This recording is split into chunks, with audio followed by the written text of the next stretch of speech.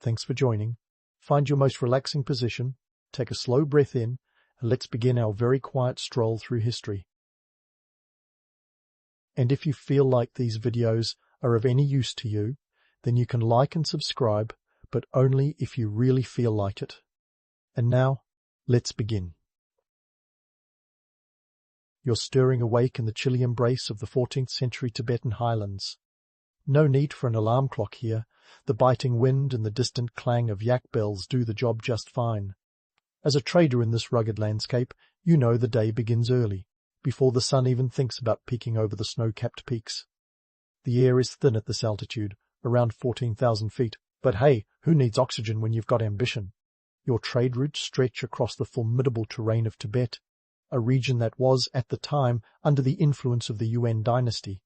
Yes, that's the very same dynasty founded by Kublai Khan, the grandson of Genghis Khan, who decided that governing the vast Mongol Empire wasn't enough. Kublai wanted to play a bit of a puppet master with Tibet, which means more complicated politics for you to navigate on your trading ventures. Fun times, right? Despite the political chess games, the strategic location of Tibet on the Silk Road makes it a bustling hub of activity. You might not be dealing in high-tech goods like the latest smartphone, but salt, wool, and tea are the medieval equivalents of gold, oil, and coffee. Salt, for instance, isn't just to make your yak stew more palatable. It's a preservative, a necessity in a world without refrigeration. Wool, on the other hand, is your best friend against the freezing winds. And tea, well, let's just say that the caffeine kick is as coveted then as it is now. Your day-to-day life involves immense travel, often covering distances over 500 miles. That's like trekking from New York City to Washington, D.C. and back, but without the luxury of a fast train or even a reliable road. Instead, you have treacherous mountain passes and unpredictable weather. The terrain is your constant companion, as unforgiving as it is breathtaking. Those romantic tales of traders braving the Silk Road might skip the part where avalanches and altitude sickness are more common than finding a decent meal en route. The economic landscape is as harsh as the physical one. You're not just battling the elements, you're negotiating with local chieftains and trying to outwit rival traders. Profit margins are a labyrinth of currency exchange rates, bartering, and the occasional bribe. A single journey can take months, and there's no guarantee of a payday at the end. It's a high-stakes game of survival, where the rewards are great, but the risks are greater. As you prepare for the day, you think about the goods you'll be trading: salt mined from the lakes in the west, wool spun from the hardy sheep that grazed the slopes, and that precious tea, sourced from the verdant fields of southern China. Each item has its own journey before it reaches your pack, each with a story of labor and land. You're not just a trader, you're a lifeline, connecting remote communities to the wider world. So, as you saddle up your yak, that hairy beast of burden that's as temperamental as the weather, you're not just starting another day, you're embarking on a quest. It's not heroic in the way the songs might suggest, but it's your life, and the rhythm of trade beats through your veins like the steady clomp of hooves on the rocky path ahead. And hey, if you're lucky, you might even make it back with enough profit to buy something nice. Like a new pair of boots to replace the ones that are currently more whole than sole. Ah, the joys of yak preparation, where patience is tested and your tolerance for chaos is put to the ultimate test. Before you can even think about heading the road, you've got to ensure your caravan is ready to tackle the mountains. And let's just say it's not as simple as packing a suitcase. Yaks, those shaggy beasts with an attitude as big as their horns, are your ride and your lifeline. You're not just checking if they're in good health, you're practically hosting a yak therapy session. Each yak can carry up to 150 pounds, but that doesn't mean they'll do it without a fuss. They've got their own personalities, and much like a grumpy cat, they need to be coaxed. This isn't your first rodeo, so you know to check the saddles and packs meticulously. A loose strap or an uneven load can turn your day into a disaster faster than you can say, yak stampede. And don't forget the supplies. Enough provisions to last you months, from dried meat to sampa. That barley-based staple that might not tickle your taste buds, but sure keeps the hunger at bay. Now, let's talk logistics. Before you set out, you've got to navigate the Byzantine world of local politics. Picture negotiating with local leaders, where a smile can be as valuable as a coin. You don't just roll up to a village and start trading, oh no. You need permission, and that often comes at a price. Taxes can be paid in coin or goods, and you better believe the local chieftain has a keen eye for value. They aren't interested in your leftover trinkets. They want a piece of the action, be it a chunk of your precious salt or a taste of that fine tea. This isn't just a solo adventure either. Your caravan is a microcosm of society, with everyone playing a role. Women, often overlooked in the grand stories of trade, are the logistical masterminds. They're the ones who keep the books, manage the supplies, and ensure the caravan runs like a well-oiled machine, or as close to one as possible when dealing with yaks. Family ties are crucial for trust. After all, who else can you rely on when you're days away from civilization with only the stars as your guide? But it's not all spreadsheets and logistics. There's a social dance here that would make any modern networker nod in appreciation. Relationships are everything. You're sipping butter tea with fellow traders one day and competing with them the next. The social dynamics can be as dizzying as the mountain roads, where alliances shift faster than weather patterns. A friend today might be a rival tomorrow, but that's just part of the game. Of course, no journey would be complete without considering the ever-present spectre of danger. Bandits lurk along the trade routes like mosquitoes at a summer picnic, annoying at best and deadly at worst. It's not just your goods they're after, it's your life. So, you travel in numbers, hoping that safety in the herd will deter any would-be attackers. But that's not your only worry. Political landscapes are as treacherous as the mountain paths you traverse. The Yuan dynasty's hold isn't absolute, and local skirmishes can erupt without warning. Navigating these complexities requires more than just street smarts. It's a full-time job keeping your head above water, or in this case, above snow.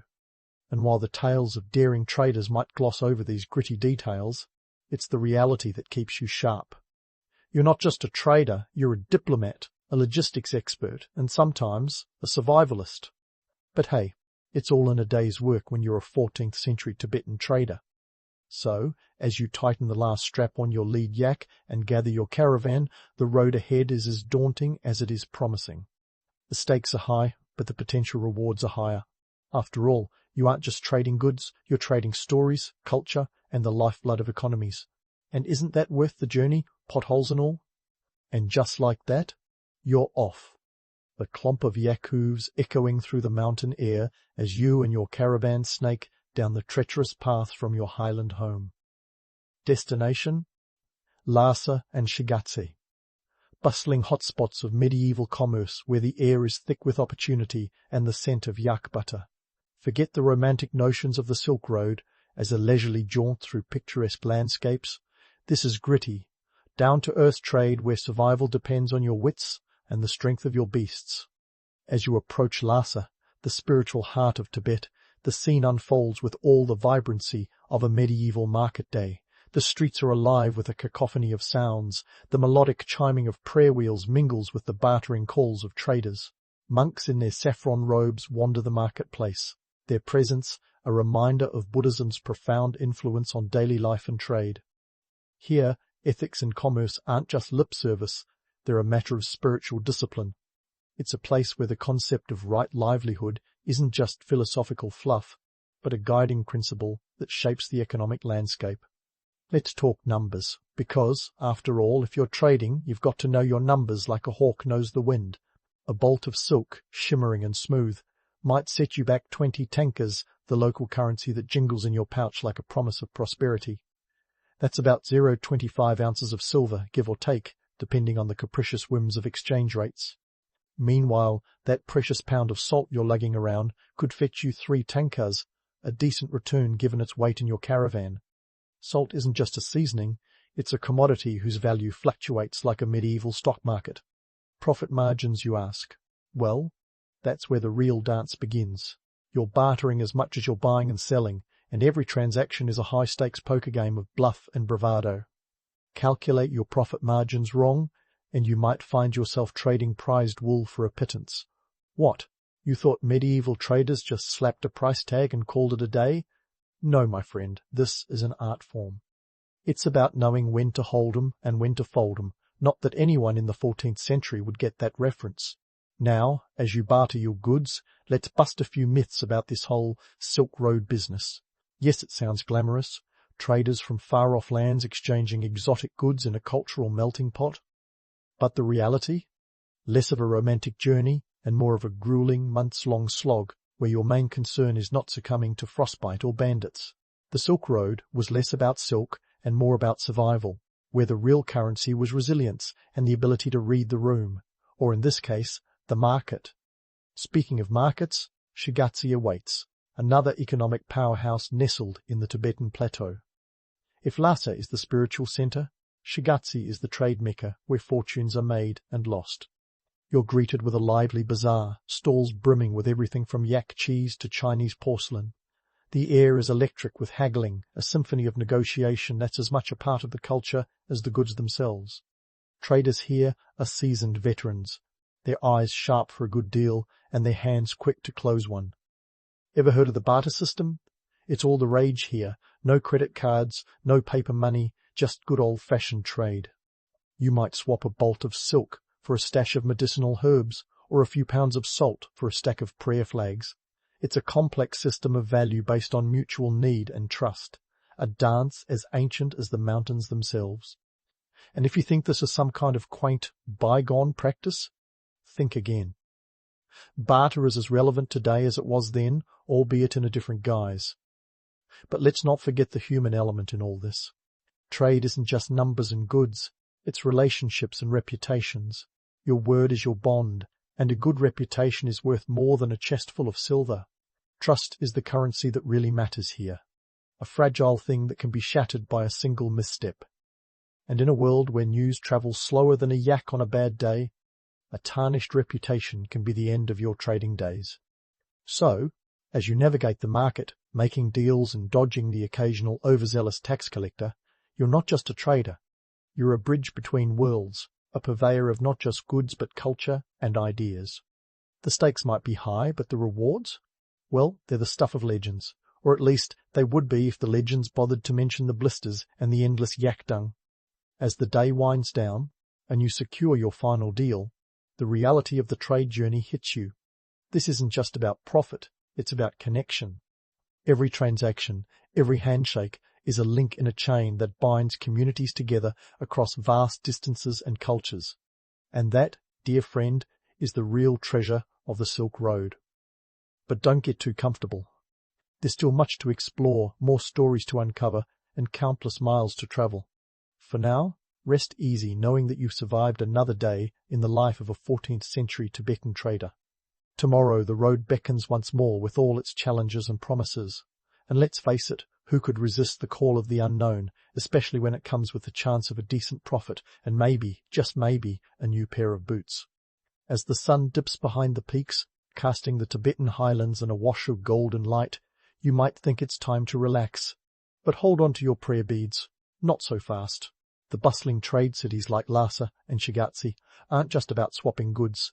They're vibrant hubs of cultural exchange, where ideas and beliefs flow as freely as the goods you barter. Welcome to the medieval melting pot, where the Silk Road doesn't just transport silk. It carries the very threads of civilization. Picture the scene. A Buddhist monk from India is sharing a cup of butter tea with a Chinese merchant. This might sound like the setup for a joke, but it's the reality of 14th-century trade. The Silk Road wasn't just a highway for goods, it was the internet of its time, a conduit for culture, religion, and art.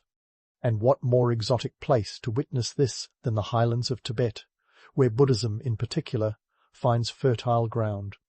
Buddhism didn't just stroll into Tibet, it arrived with the force of a spiritual landslide, reshaping societies and influencing trade. By the 14th century, Tibetan Buddhism was not only a religious force but a social one, deeply intertwined with the economy.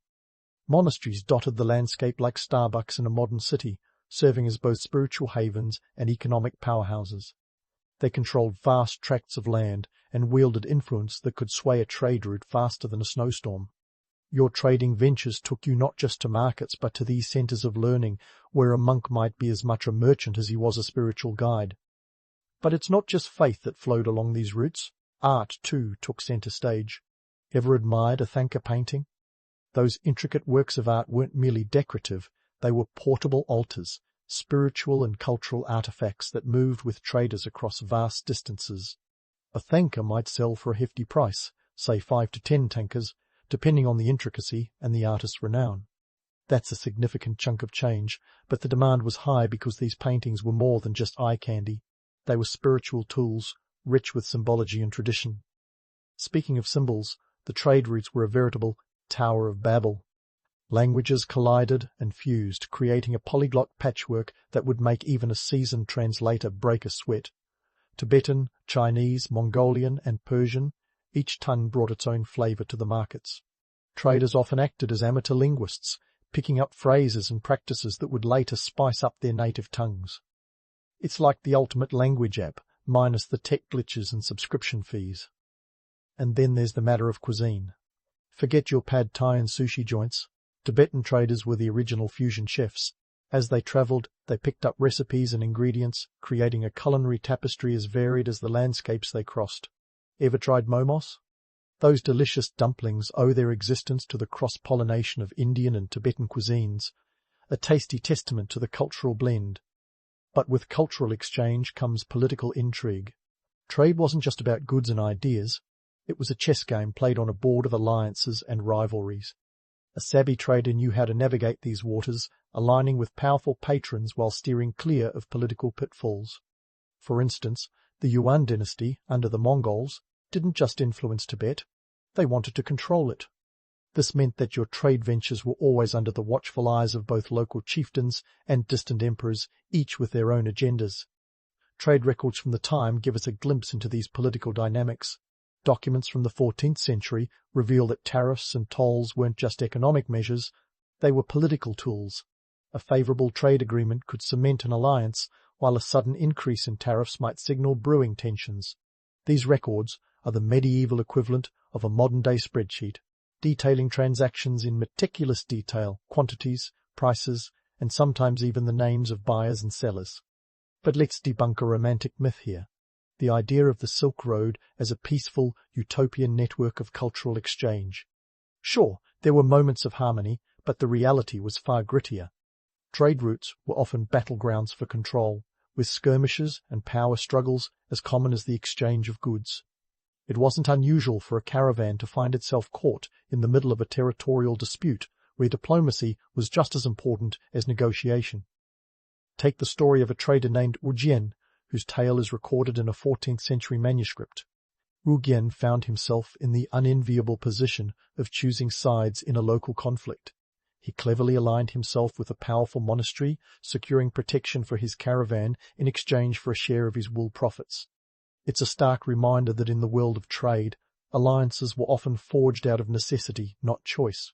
Now, don't get me wrong, there was plenty of romance to be found in these exchanges, but it was the kind of romance built on grit and survival, not the sanitized version we often imagine. Every transaction was a delicate dance, where a misstep could cost you not just your profits, but your life. And that, dear friend, is the reality of the Silk Road, a complex tapestry of commerce, culture, and conflict, where the stakes were as high as the Himalayan peaks. As you rest your weary bones, contemplating the journey ahead, remember that you're not just a trader, you're a part of this grand narrative, a thread in the vast fabric of history that continues to unfold with each step you take. The road ahead promises more tales, more challenges, and yes, more opportunities to trade. As always, the journey continues with all its twists, turns, and untold stories waiting to be discovered. And now, as you rest your weary bones after a long day of haggling, swapping, and all-around hustling, it's time to reflect on what it all means. Because, let's be real, while counting your coin might be satisfying, there's more to this trading game than just profit margins and surviving bandit attacks. You've been out there, connecting dots on a map that stretches from the spiritual heart of Lhasa to the bustling bazaars of Shigatse. And what does that mean? You're not just a trader, you're the medieval equivalent of a global network provider, weaving connections between isolated communities like some sort of human Wi-Fi. This isn't just about moving salt and wool, it's about fostering economic growth, one yak load at a time. Let's break it down. In 14th century Tibet, your role as a trader was crucial. The region wasn't just a stop on the Silk Road, it was a major player in the game of global trade.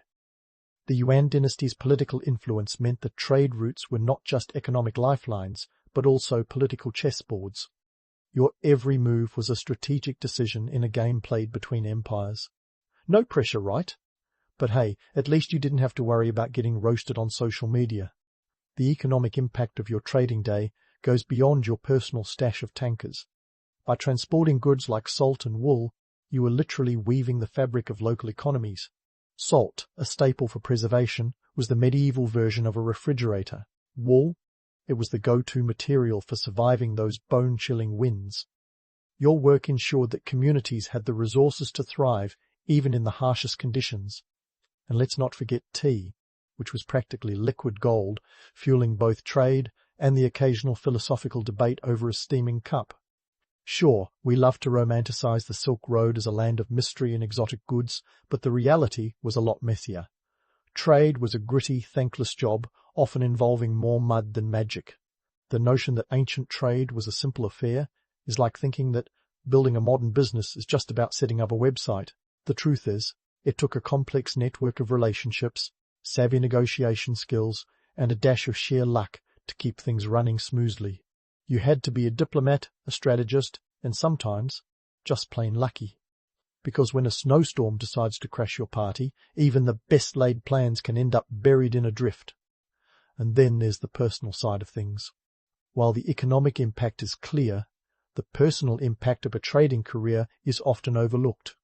You've spent months on the road, away from the comforts of home, battling not just the elements, but also the loneliness that comes with long journeys. The camaraderie of your fellow traders becomes your lifeline, a shared bond forged in the crucible of the road. You learn to value these connections, knowing that trust and loyalty are as precious as the goods you trade. As your yak caravan finally ambles its way back home, you can't help but feel a sense of accomplishment.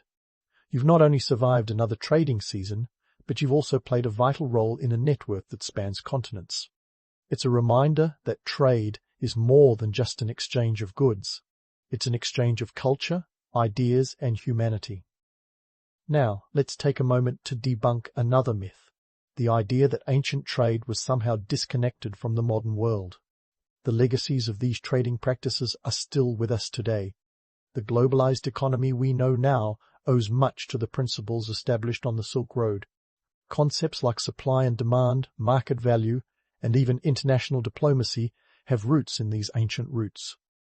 You were laying the groundwork for the interconnected world we live in today, one yak step at a time. The principles you adhered to, trust, negotiation, perseverance, are timeless. They're the same skills that modern entrepreneurs and business leaders rely on, albeit with less emphasis on yaks and more on Wi-Fi. The cultural exchanges you facilitated have shaped civilizations, spreading art, religion, and innovations across the globe. So next time you sip a cup of tea, consider it a toast to the traders of the Silk Road who brought the world closer together long before the internet made it easy. As you finally settle in for the night, the stars spread across the Tibetan sky like scattered jewels. Remember that your journey is part of something much larger. It's a story of human resilience and ingenuity, a testament to the enduring spirit of exploration and connection. You're not just a trader, you're a link in a chain that stretches through time, carrying the legacy of the Silk Road into the future. So, here's to you, the 14th century trader, the unsung hero of economic history. Your story is one of grit and determination, where the romance of the road meets the harsh realities of survival. May your nights be restful and your future journeys as rich and rewarding as those that came before. As the road beckons once more, carry with you the knowledge that you are part of a grand narrative, one that continues to unfold with every step you take. In the bustling streets of Basra around 965 AD, one might trip over a stray camel or hear a heated debate about Aristotle echoing from a nearby madrasa. It was here that Ibn al-Haytham, destined to become one of the greatest minds of the Islamic Golden Age, took his first breath. Now, if you were expecting a dramatic eureka moment where the heavens parted and scientific enlightenment poured down upon him, brace yourself for disappointment. The truth is, like the rest of us mere mortals, young al-Haytham's brilliance was less about divine intervention and more about relentless curiosity, a knack for questioning everything. and a propensity for getting into intellectual scraps with anyone who dared to cross his analytical path. Born into a family that valued education as much as some modern families value Wi-Fi, Ibn al-Haytham was naturally pushed towards the realm of scholarly pursuits. His early education would have included the usual suspects: arithmetic, geometry, and a side of poetry, because nothing says well-rounded education like a bit of verse to break up the math. But books weren't just for the educated elite. In the Islamic Golden Age, knowledge was the currency that bought your way into the intellectual elite, and al-Haytham was ready to cash in. Now, let's talk context. Basra, during al-Haytham's time, was like the Silicon Valley of the medieval world, minus the tech bros and overpriced avocado toast. It was a hub of commerce and culture, where merchants bartered for silk and spices, and scholars exchanged ideas like trading cards. The Islamic Golden Age was in full swing, a period when the Islamic world became a beacon of scientific and cultural advancement, stretching from Spain to the borders of China. Remember, this was a time when Europe was fumbling through the Dark Ages, and the Islamic world was lighting up the intellectual scene like a philosophical disco ball. The young al-Haytham would have been influenced by a myriad of intellectual giants.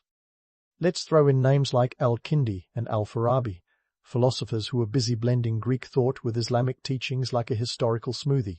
It was this environment, brimming with ideas and debates hotter than a desert sun, that shaped his formative years. He wasn't just learning, he was absorbing everything like a sponge at a water festival. With all that intellectual stimulation, it's no wonder al-Haytham started questioning the status quo. Picture him as the kid in class who, instead of accepting the teacher's word, would raise his hand and ask, "But why?" much to the chagrin of everyone wanting to leave early for lunch. He was particularly obsessed with optics, not the kind that politicians worry about today, but the science of light and vision. This curiosity would eventually lead him to write the Book of Optics, a monumental text that flipped the classical understanding of how we see the world on its head. Now, if you're still holding on to that romantic notion of the lone genius having sudden aha moments, let's set the record straight. Al-Haytham's insights were more like a slow burn than a flash of lightning. His genius lay in his methodical approach to scientific inquiry, a mindset that often led him to clash with popular beliefs. The truth is, progress is messy, full of trial and error, and sometimes a little bit of accidental brilliance. Al-Haytham's early studies weren't just about absorbing knowledge, they were about challenging it. He was the kind of scholar who would question the color of the sky, not because he was a contrarian, but because he genuinely wanted to understand the physics behind its hue. This relentless pursuit of truth, coupled with his knack for critical thinking, set the stage for his later works that would leave an indelible mark on science. In the vibrant intellectual scene of Basra, young al-Haytham was more than just a student. He was part of a grand tradition of inquiry and discovery. He wasn't a lone wolf, but rather a key player in a bustling community of thinkers who were collectively pushing the boundaries of human knowledge. And while we'll never know if he had a favorite camel or a preferred corner of the library, one thing is clear. Ibn al-Haytham's early years were a blend of rigorous education, cultural richness, and a healthy dose of skepticism, qualities that would serve him well as he paved the way for future generations of scientists. The early years of Ibn al-Haytham, like a well-crafted appetizer before the main course. But let's not linger too long in Basra. Pack your bags because we're headed to Cairo. Picture this. The year is 101 AD, and our intellectually restless friend is on the verge of a geographical and career pivot that would make any modern tech guru envious. The reason? A grand vision, a bold experiment, and, oh yes, the Nile. Now, before you get swept away by romantic notions of a lone genius taming the mighty river, let's add some realism to the mix. You see, in the early 11th century, the Nile was both a blessing and a curse. Its annual floods were the lifeblood of Egyptian agriculture, but controlling them was the ancient equivalent of trying to herd cats. Enter Ibn al-Haytham with his bright idea: construct a dam to regulate these floods. Simple, right? Well, not exactly. Legend has it that the Fatimid Caliph al-Hakim bi Amr Allah heard of Ibn al-Haytham's engineering prowess, or at least his confidence, and invited him to Cairo for a little riverside makeover. Imagine the scene.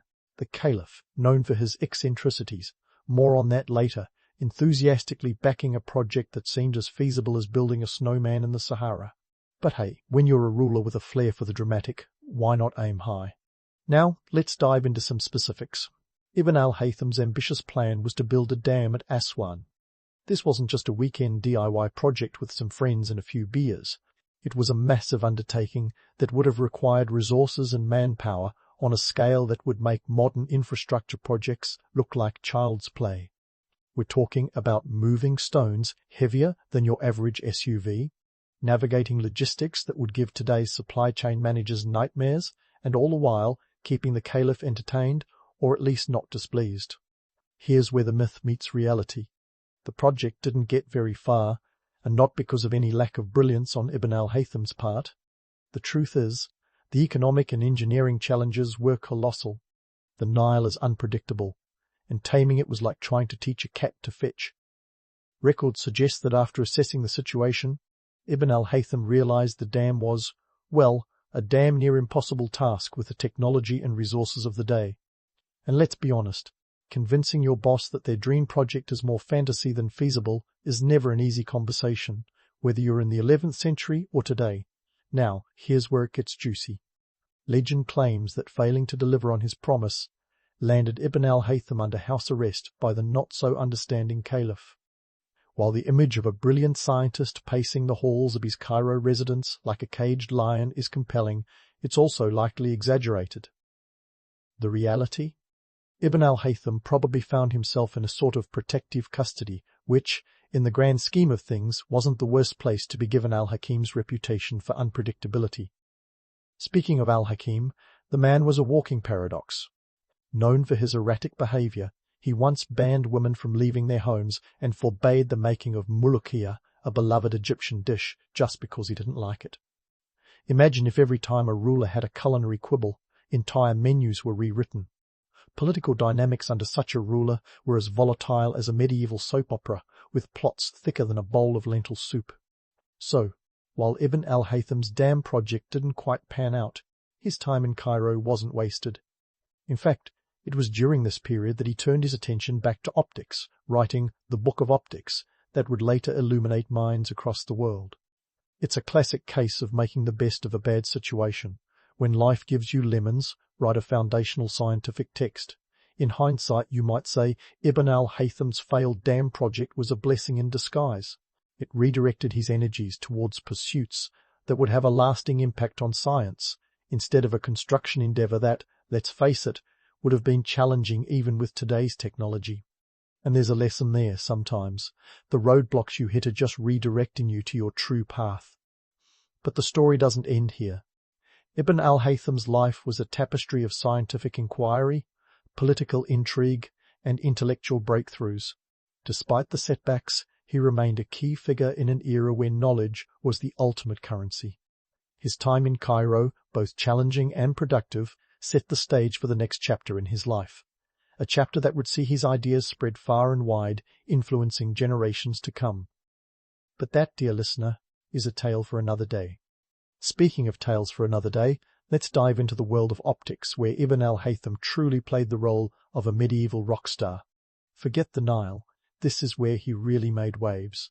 You see, Ibn al-Haytham wasn't just fiddling with light beams like a kid with a laser pointer, he was laying down the groundwork for what would become modern optics. His magnum opus, the Kitab al-Manazir, or Book of Optics, was like the blockbuster hit of science books. It wasn't just an eye-opener, it was the kind of work that made you rethink everything you thought you knew about vision. So, what's the big deal with this book? Well, for starters, Ibn al-Haytham was the guy who figured out that vision doesn't happen because beams shoot out of your eyes like some ancient superhero power. Instead, he posited that we see because light enters our eyes, a concept that seems as obvious now as knowing not to look into the sun, but back then it was revolutionary. Think of it as the medieval equivalent of discovering that the earth wasn't flat. Here's where it gets even more interesting, his methodical approach to science. Ibn al-Haytham didn't just sit in a dusty library dreaming up theories. No, he was all about the scientific method before it even had a name. He tested hypotheses, meticulously documented his experiments, and wasn't afraid to say, well, that didn't work, when things went south. If he were around today, he'd probably have a YouTube channel full of trial and error videos, complete with blooper reels. One of his most famous experiments involved the camera obscura, an early ancestor of the modern camera.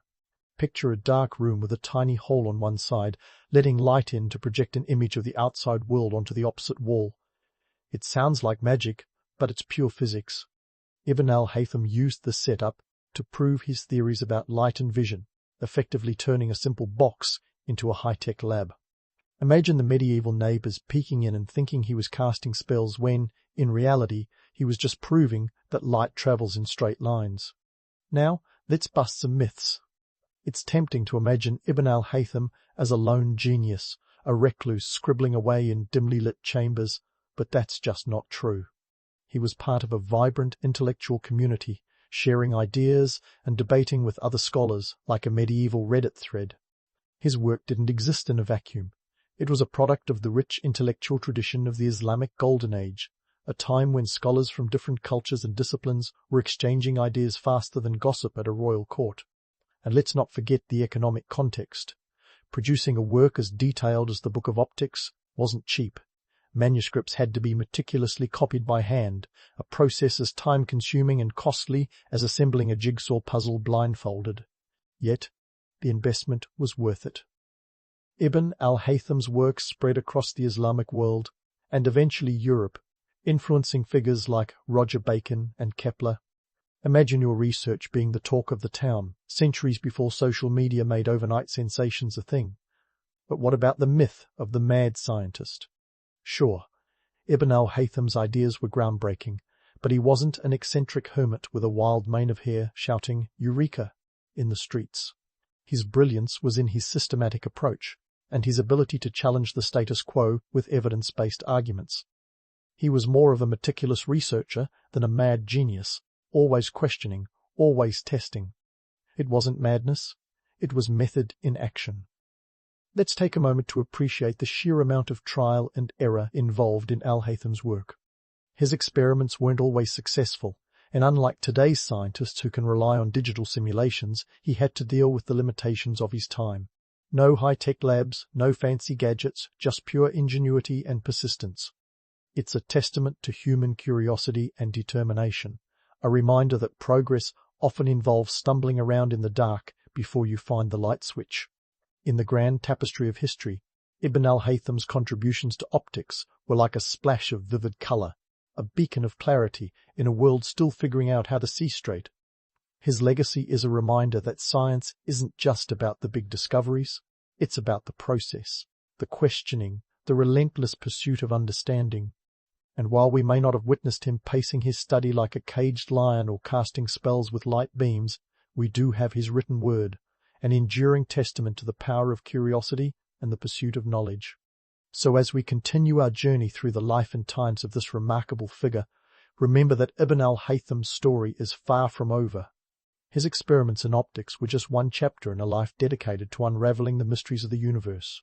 And while we may have busted a few myths along the way, the legend of Ibn al-Haytham continues to illuminate minds, proving that even in the darkest times there's always a light at the end of the tunnel.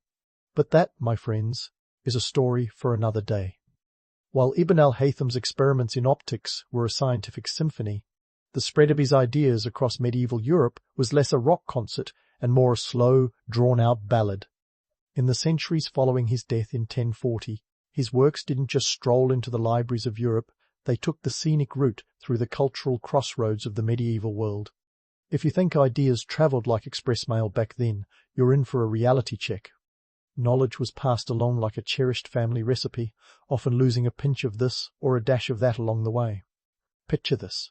Europe in the Middle Ages was not exactly a hot spot for scientific enlightenment. It was more of a dimly lit room with a flickering candle of curiosity. But by the 12th century, the flicker was growing into a flame. Enter the translators, the unsung heroes of the knowledge relay race. Arabic texts, including Ibn al-Haytham's Book of Optics, were translated into Latin, the lingua franca of European scholars, in centres of learning like Toledo, Spain. These translators were like the Google Translate of their day, except with more parchment and less autocorrect. Toledo became a melting pot of cultures, where Christian, Muslim, and Jewish scholars worked side by side. It was a medieval United Nations of intellectual exchange, with translations happening at a pace that would make a snail look like a racehorse. Translators like Gerard of Cremona were key players, dedicating their lives to bringing these works to a broader audience. Imagine the painstaking effort of translating complex scientific concepts without a handy dictionary. It was like trying to explain quantum physics to a toddler using only finger puppets. But let's not romanticize the process too much. Translating these texts was not just an intellectual endeavor, it was a political and economic one. The Church, with its considerable influence, had to give its blessing, or at least turn a blind eye to these works. After all, anything that didn't align with the Church's teachings had the potential to end up in the bonfire of heretical books, a fate almost as feared as having your medieval Wi-Fi cut off. As these texts began to circulate, European scholars like Roger Bacon, a man whose name sounds like a breakfast special, but whose mind was anything but light, picked up on al-Haytham's ideas. Bacon, who lived in the 13th century, was fascinated by optics and eagerly devoured al-Haytham's work. He was one of the early adopters, a medieval influencer if you will, advocating for the empirical approach to science that al-Haytham championed. But even with Bacon's endorsement, the spread of these ideas was about as fast as a medieval mule cart stuck in the mud. Now, let's talk about the Renaissance, that glorious period of rebirth and rediscovery. By the 15th century, Europe was finally waking up from its intellectual slumber, thanks in part to the invention of the printing press by Johannes Gutenberg in 1440. Suddenly, books could be produced faster and cheaper than ever before. Well, relatively speaking. It's not like you could pick up a copy of Book of Optics at your local medieval Barnes & Noble, but the press did make it easier to disseminate knowledge beyond the cloistered walls of monasteries. The spread of al-Haytham's ideas was like a slow-brewing potion that finally reached its full potency during the Renaissance. His works influenced great minds like Johannes Kepler, who took al-Haytham's ideas on vision and light and ran with them, eventually leading to the laws of planetary motion. Kepler was like the Usain Bolt of Renaissance science, sprinting forward with ideas that would change our understanding of the cosmos. But this wasn't some fairy tale of instantaneous genius recognition. It was more like a game of intellectual telephone. Ideas were passed down through the generations, sometimes getting a little garbled along the way. Yet the essence of al-Haytham's work endured, a testament to the power of rigorous inquiry and the relentless pursuit of truth. It's a reminder that progress is rarely a straight line. It's more of a zigzag with occasional detours into the unknown. As we trace the journey of al-Haytham's discoveries, it's important to remember the economic context that shaped their spread. Manuscripts were costly to produce and even costlier to acquire. A single book could take months to copy by hand and cost a small fortune, making them more precious than gold-plated unicorns. And let's not forget the political climate with its shifting alliances and intellectual rivalries. It was like Game of Thrones, but with fewer dragons and more dusty tomes. Speaking of miscommunications, let's delve into some amusing anecdotes. Picture a medieval monk hunched over a manuscript, translating Arabic into Latin, only to misinterpret light as delight. Suddenly, a treatise on optics reads like a medieval self-help guide, or imagine the confusion of scholars who, upon reading about al-Haytham's camera obscura, thought it was a device for capturing spirits rather than light. It's a testament to the human penchant for misunderstanding, a reminder that even the brightest minds are not immune to the occasional facepalm moment. So, as we continue our journey through the legacy of Ibn al-Haytham, remember that the spread of knowledge is a messy human affair. It's full of missteps, misunderstandings, and moments of brilliance. And while we've debunked the myth of instantaneous genius recognition, we've also celebrated the slow, steady march of progress. As al-Haytham's ideas wove their way through history, they left an indelible mark on the world, a reminder that even the slowest of burns can light the brightest of fires. But hold on to your curiosity hats, because the story isn't over yet. There are more twists and turns to explore as we delve deeper into the impact of this remarkable figure. Just as the legacy of Ibn al-Haytham winds its way through history, shaping the scientific landscape like an artist with a particularly long brush, we find ourselves reflecting on the impact of this remarkable figure in the context of modern science. Fast forward to today, and his fingerprints are all over the field of optics, from the glasses perched on your nose to the sophisticated cameras capturing everything from selfies to supernovas. But let's not get too starry-eyed just yet. It's time to peel back the layers of hero worship and see the human behind the accolades. First off, let's talk empirical evidence. Al-Haytham's insistence on observation and experimentation was like a breath of fresh air in a time when philosophical musings often outweighed practical testing. His approach was groundbreaking, almost like discovering that not all that glitters is gold. Sometimes it's just really shiny fool's gold. By championing the idea that theories must be tested against reality, he laid the groundwork for what would eventually become the scientific method, a process that has been driving discoveries since before Newton got bonked on the head by that infamous apple. Now, here's the kicker. While al-Haytham was undoubtedly a pioneer, the notion of him as a lone genius is, frankly, a bit of historical fiction.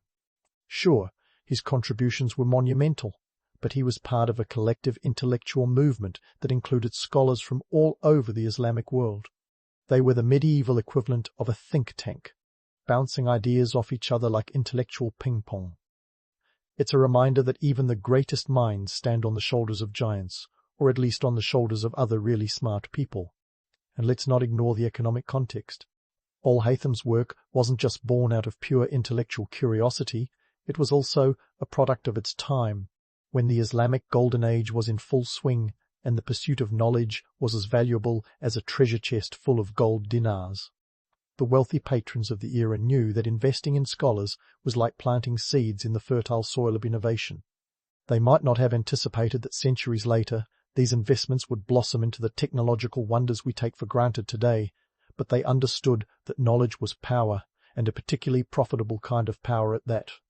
As we ponder al-Haytham's legacy, it's worth considering his influence on modern thinkers. Take Carl Sagan, for instance, who once mused that extraordinary claims require extraordinary evidence. It's a sentiment that would have resonated with al-Haytham, who was all about putting ideas to the test. Or think of Richard Feynman, the physics prodigy who famously said, "Science is the belief in the ignorance of experts." Again, an echo of al-Haytham's ethos of relentless questioning, an attitude that might have earned him a few enemies at medieval dinner parties, but also pushed the boundaries of what was thought possible. But let's not get swept away by the romantic notion of al-Haytham as some kind of scientific superhero. The danger of oversimplified historical heroism is that it glosses over the messy, complex reality of the past. By turning figures like al-Haytham into untouchable icons, we risk forgetting that they were, first and foremost, human. They made mistakes, faced challenges, and sometimes found themselves in intellectual cul-de-sacs. The truth is, history is not a straight line of progress, but a tangled web of trial, error, and occasional brilliance. Let's take a moment to debunk another myth, the idea that great minds are always recognized in their own time. Al-Haytham's work, while influential in the Islamic world, didn't gain its full recognition in Europe until centuries later. It's a classic case of the tortoise and the hare, where the tortoise is groundbreaking knowledge plodding along, and the hare is the fleeting fame of contemporaneous thinkers. Sometimes it takes a while for the world to catch up to genius. In the end, the tale of Ibn al-Haytham is a reminder that the pursuit of knowledge is a marathon, not a sprint. His legacy is not just in the discoveries he made, but in the questions he dared to ask. It's in the spirit of inquiry he encouraged, the idea that truth is something to be chased with vigor and curiosity, even when it seems elusive. His story is not just a chapter in the history of science, it's an ongoing narrative that continues to inspire. So, as the curtain falls on our exploration of Ibn al-Haytham's life, let's remember him not as a solitary beacon of brilliance, but as part of a constellation of thinkers who lit up the dark corners of ignorance with the light of reason. His legacy is a testament to the power of curiosity, a reminder that even in the most challenging times, knowledge is a light that can never be extinguished. And while he may not have tamed the Nile or built a dam, his contributions to science have left a far more enduring mark, one that continues to illuminate our understanding of the world today. Across the wind-swept fields of ancient Britannia, where Roman sandals left their notoriously heavy footprints, the stage was set for one of history's most fiery confrontations. It's the year 60 AD, and the Roman Empire, that sprawling, tax-obsessed behemoth, was busy trying to wrangle the unruly tribes of Britain into its iron grip. And by iron grip, I mean they were squeezing every last denarius out of the locals like a toga-clad version of the IRS. Enter the Iceni tribe, a people who were, let's say, less than thrilled about being part of Rome's grand imperial tapestry. You see, the Romans had this nifty little policy where they graciously allowed local leaders to keep their titles and lands as long as they played nice and paid their dues to the empire. But when the local king, Prasutagus, who was married to our star of the show Boudica, shuffled off this mortal coil, the Romans decided to reinterpret the terms of the agreement. And by reinterpret, I mean they basically said, surprise, we own everything now. This wasn't exactly a shocker for the Romans, who had a knack for creative accounting that would put Wall Street to shame. They'd been taxing the locals with all the subtlety of a sledgehammer for years. In fact, Roman taxation was so creative, it made modern tax codes look like child's play. If you could hold it, eat it, or trade it, Romans wanted a piece of it. And if you couldn't pay, well, they'd just take your land, your livestock, and maybe your firstborn for good measure. Now, Boudica wasn't the kind of woman to take this lying down. Legend has it she was a tall, fierce redhead. Think less Disney princess, more warrior queen. But before we get too carried away with romantic imagery, let's ground this in some reality. Boudica's rebellion wasn't born out of some grand philosophical revolt against tyranny.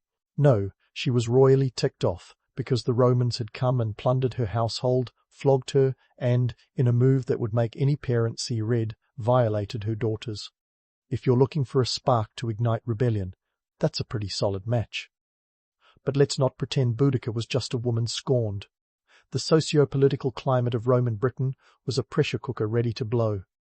The Iceni weren't alone in their grievances. Neighbouring tribes were equally fed up with Roman arrogance and the endless cycle of taxes. Rome's heavy-handed approach turned potential allies into sworn enemies.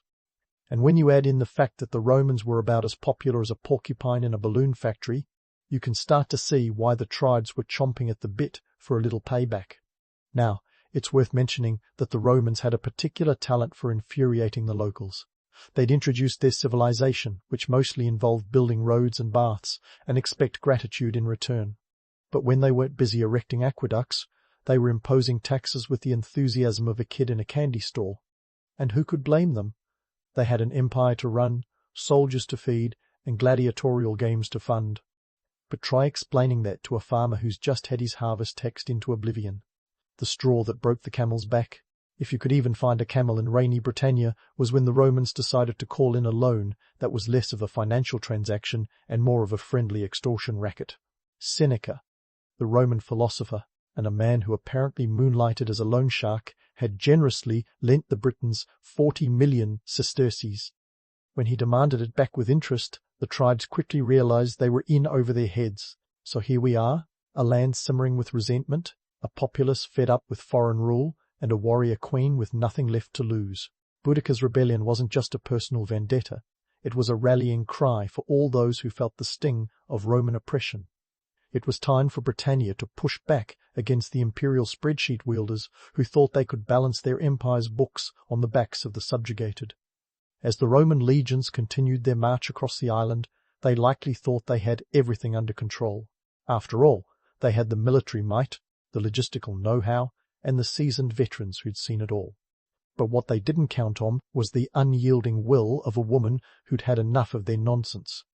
Boudica wasn't just about to sit back and let Rome's accountants dictate her future. She was going to rewrite the ledger with fire and fury. And that, dear listener, is where we'll leave our tale for now. The stage is set, the players are in place, and Boudica's rebellion is about to burst forth in a blaze of defiance. But remember, this is only the beginning. The real drama is just around the corner, and trust me, you won't want to miss the next act in this explosive saga of resistance, revenge, and a very Roman misunderstanding of local hospitality. The anticipation in the air was thicker than a Roman soldier's armor. Boudica, standing at the helm of her ragtag army, was about to become a name that would echo through the annals of history. But before we get lost in the grandeur of her legacy, let's take a step back and appreciate the sheer audacity of what she was about to do. Here was a woman in a world where the phrase, women in power, might as well have been ancient sci-fi. Boudica defied not just Rome, but the very fabric of her time's gender norms. Now, let's set the scene for Boudica's rise. After the Romans had done their brutal worst, she was left not just to pick up the pieces of her shattered life, but to forge them into a weapon against her oppressors. And if the Romans thought they were dealing with a mere widow, they had another thing coming. Boudica was about to show them that she was a force of nature, not to be underestimated. Her rallying speech is the stuff of legend, but like most historical narratives, it's been given a Hollywood glow-up over the centuries. Picture a scene straight out of a blockbuster. Boudica, with fiery hair blowing in the wind, addressing her people under the grey skies of Britannia. She called upon them to rise against their oppressors, painting the Romans as the ultimate villains in this epic saga. The reality, however, was likely a bit more pragmatic. She had to convince her fellow Britons, many of whom were understandably hesitant about taking on the might of Rome, that they had nothing left to lose. And let's be honest, when someone's taken your land, your dignity, and your future, nothing left to lose isn't just a phrase, it's a battle cry. So what did Boudica say that lit the fire under this rebellion? The records, mostly penned by Roman historians with a flair for drama, tell us of a woman who spoke with a passion that brought her people to a fever pitch. Tacitus, one of the main sources for Boudica's story, recounts her saying, "It is not as a woman descended from noble ancestry, but as one of the people, that I am avenging lost freedom, my scourged body, the outraged chastity of my daughters." Strong words, sure, but let's not forget these accounts were written by men who were more interested in crafting a good story than sticking to the facts. So, was Boudica the charismatic leader that legend suggests?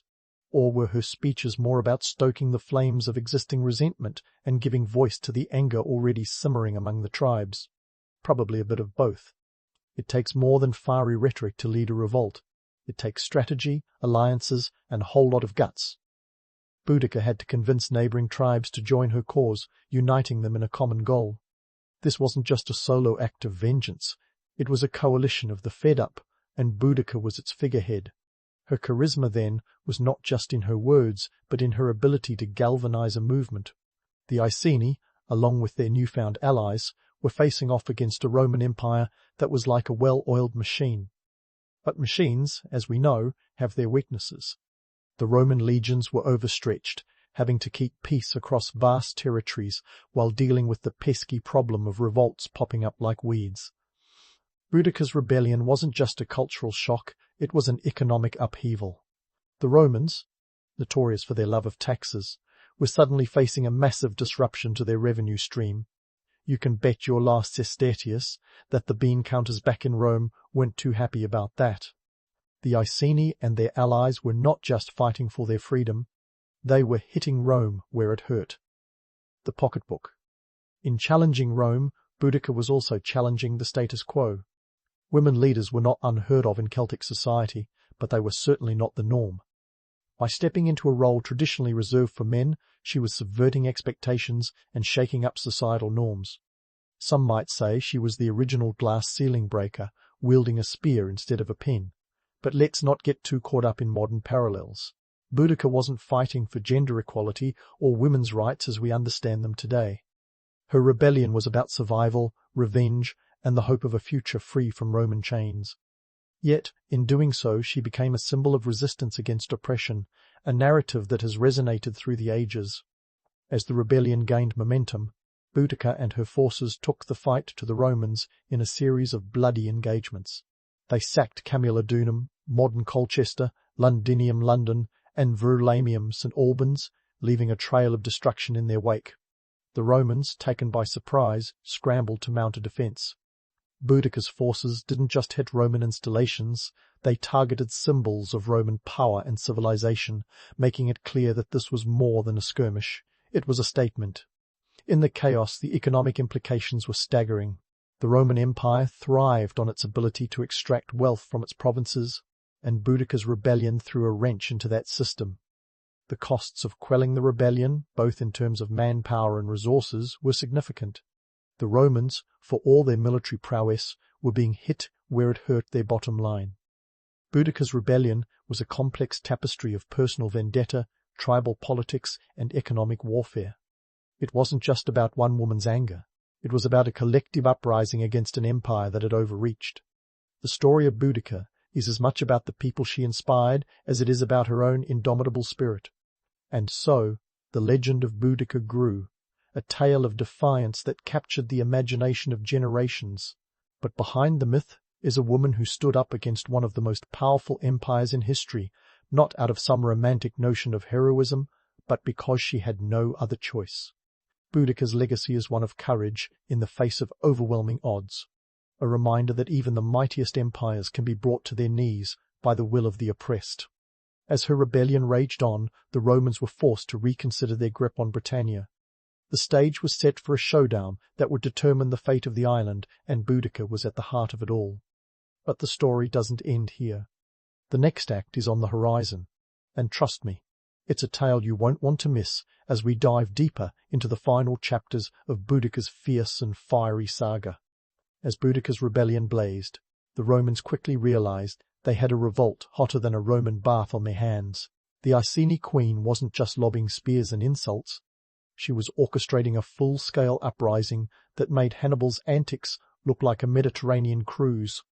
But leading a guerrilla war against one of history's most disciplined military machines is a bit like trying to organize a surprise party for a control freak. It requires stealth, strategy, and a touch of chaos. Let's talk logistics, shall we? Imagine cobbling together an army from a patchwork of tribes, each with its own grudges and agendas. It's like herding cats, except these cats are armed and have a collective disdain for Roman sandals. Boudica's forces, numbering in the tens of thousands, were a motley crew of warriors, farmers, and anyone who could wield a weapon. This wasn't an army with battalions neatly lined up in matching armor. No, this was a horde driven by fury, fueled by desperation, and led by a woman who had had enough of Rome's imperial spreadsheet-wielding nonsense. Now, if you're picturing a ragtag band of merry warriors living off the land, you're not entirely wrong. But here's the kicker. Feeding an army is no small feat, especially when they're more interested in pillaging than planting. Boudica's forces relied heavily on local support. After all, revolutions aren't exactly known for having robust supply chains. And while the idea of foraging sounds romantic, it's less about hunting and gathering and more about, hey, that looks edible, let's eat it. But let's not gloss over the fact that Boudica's ragtag crew actually managed to pull off some impressive military feats. Take the sacking of Camulodunum, the first capital of Roman Britain. The town was a symbol of Rome's power, complete with a temple dedicated to Emperor Claudius, a sight that must have grated on the Britons like sandpaper on a sunburn. The attack was swift and brutal, with the locals showing a knack for tactical surprise that left the Romans scrambling. It was as if the Britons had read the Roman playbook and decided to flip the script entirely. The Romans, caught off guard, must have thought they'd wandered into a scathing satire of their own military prowess. They'd been so busy congratulating themselves on their conquest that they forgot the small matter of local resentment. Boudica's forces torched Camulodunum, leaving nothing but smouldering ruins and a lot of Roman egos to pick up the pieces. The message was clear. Britannia wasn't just a remote outpost of the empire. It was a cauldron of discontent ready to boil over. The success at Camulodunum fed the flames of rebellion, and next up was Londinium. Ah, Londinium, today's London, but back then just a fledgling little hub that would become the behemoth we know. This wasn't the London of Big Ben and red buses. It was more like a frontier town, where Roman officials tried to keep order while dodging the occasional rebellious Briton. Boudica's forces descended upon it with the kind of fury that only comes from having your entire way of life upended. The Romans, realizing they were outnumbered, did what any savvy empire would do. They got the heck out of Dodge, leaving Londinium to face the wrath of Boudica's army. And what a wrath it was. The city was razed to the ground, its inhabitants either fleeing or falling to the sword. The rebellion was sending shockwaves through the Roman establishment, not just militarily, but economically too. Londinium was a vital hub, and its destruction struck a blow to Rome's coffers that no amount of creative accounting could easily fix. The Romans back in the capital must have been tearing their hair out trying to balance the books while their provincial administrators were busy playing catch-up with the chaos. But here's a plot twist. As successful as these attacks were, they highlighted a critical flaw in Boudica's campaign sustainability. You see, guerrilla warfare is all about hit-and-run tactics, and while it's great for short-term victories, it's not a sustainable model for long-term conquest. Boudica's forces were formidable in their initial assaults, but maintaining momentum in the face of an organized Roman response was a different beast altogether. This brings us to the not-so-glamorous side of rebellion, project management. Yes, you heard me right. Even uprisings need a touch of good old-fashioned organization. The Romans, for all their faults, excelled in logistics. Their legions were like a well-oiled bureaucracy, capable of mobilizing resources and troops with ruthless efficiency. Boudica, on the other hand, was working with a coalition of tribes whose idea of coordination was more "let's see what happens" than "let's plan this out." And then there was the issue of communication. In the heat of battle, getting messages across a battlefield teeming with tens of thousands of warriors is like trying to send a text in a dead zone, frustrating, unreliable, and prone to misinterpretation. The lack of a unified command structure meant that Boudica's forces were often reactive rather than proactive, a problem that would become painfully apparent in the battles to come. The Romans, no strangers to the art of war, knew how to exploit these weaknesses.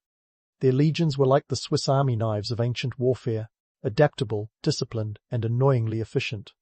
They regrouped, bringing in reinforcements under the command of Suetonius Paulinus, a governor with a penchant for putting down revolts with a heavy hand.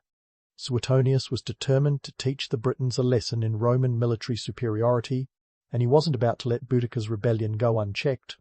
The stage was set for a showdown, and the final act would play out in a battle that would test the mettle of both sides. Boudica's forces, buoyed by their initial successes, were ready to take on the Roman legions. But as any good strategist knows, confidence can be a double-edged sword. The Romans, having learned from their earlier missteps, were prepared for a fight, and they brought with them the kind of military precision that would make even the most organized insurgent wince. The Battle of Watling Street, as it would come to be known, was the climax of Boudica's rebellion. It was a clash of cultures, a brutal confrontation between the might of Rome and the fierce resistance of the Britons. Boudica's forces were vast, reportedly outnumbering the Romans significantly, but numbers can be deceiving. The terrain favored the Romans, who chose their battlefield with care, positioning themselves in a narrow defile that neutralized the advantage of Boudica's numerical superiority.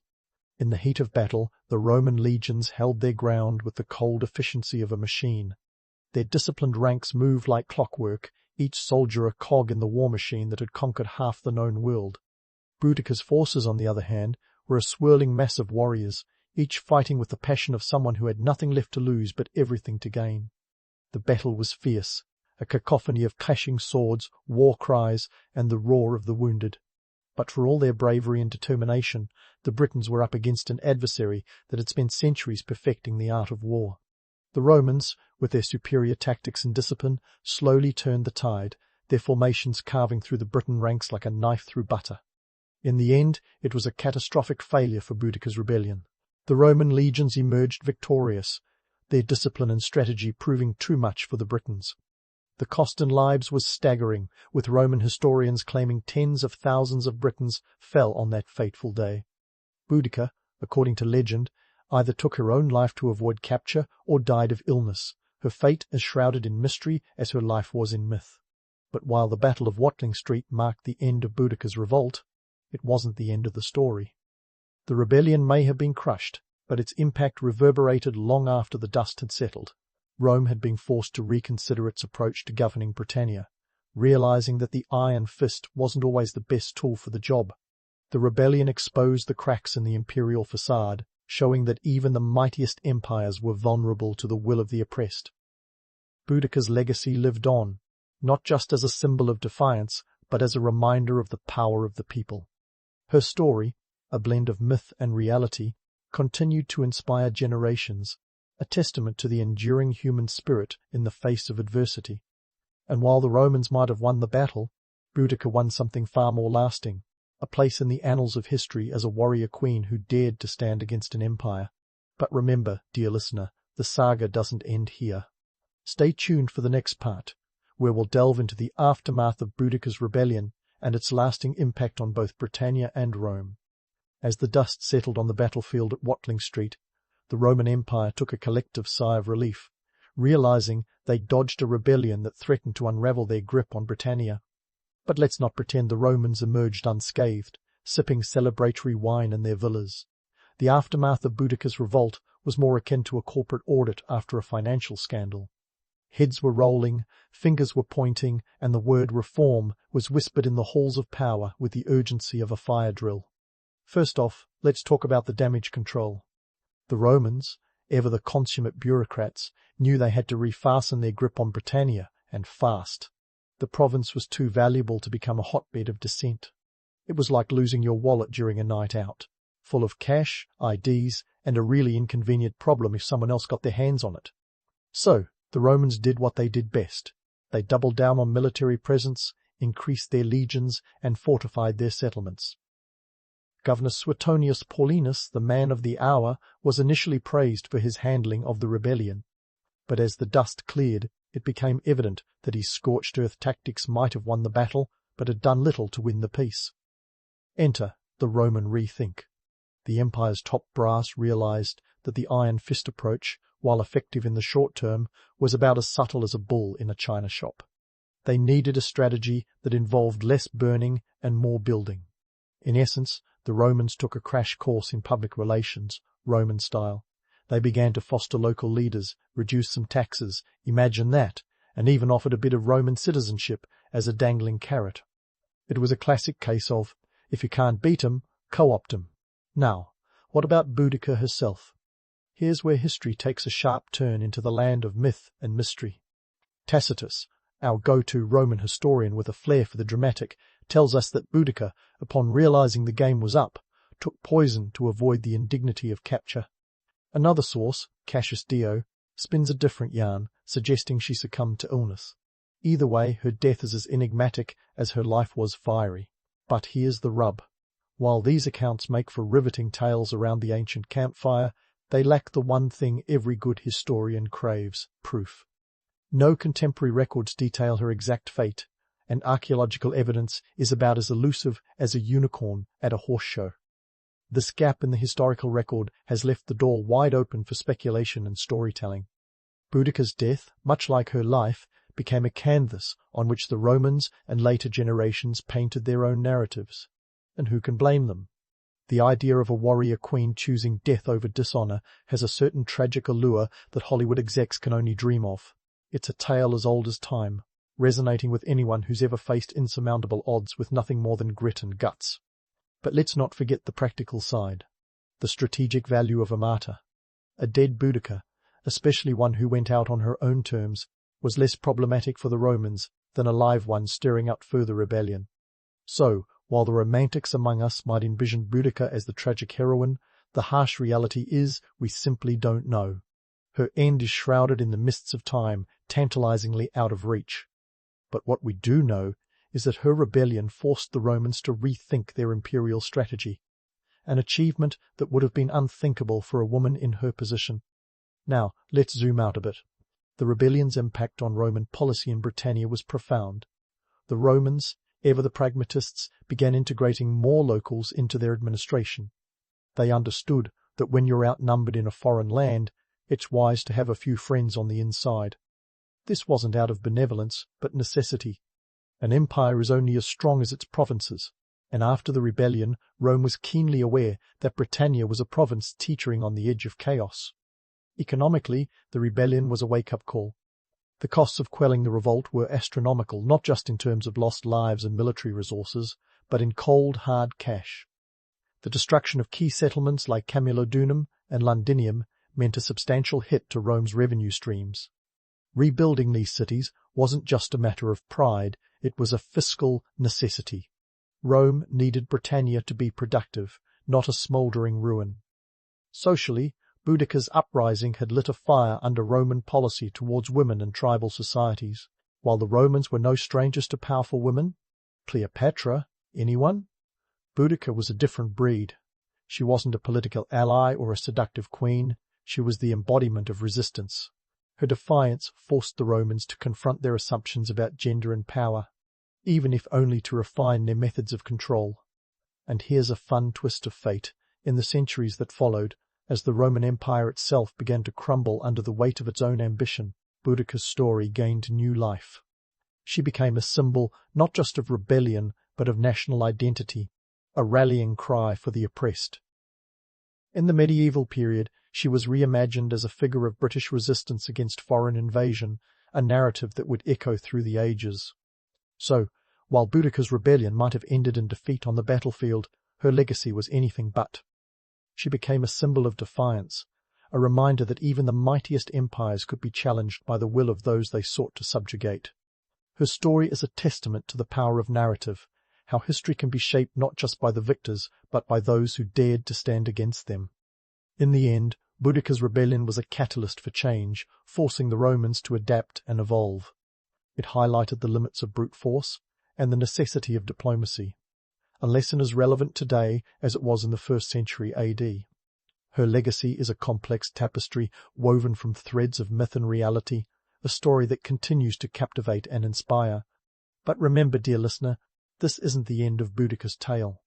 There's more to uncover, more to explore, and more lessons to learn from the unyielding will of a woman who dared to defy an empire. Stay tuned as we delve deeper into the lasting impact of Boudica's rebellion and the echoes it left in the annals of history. And so, as the echoes of Boudica's rebellion faded into history's rearview mirror, her legacy began to take on a life of its own.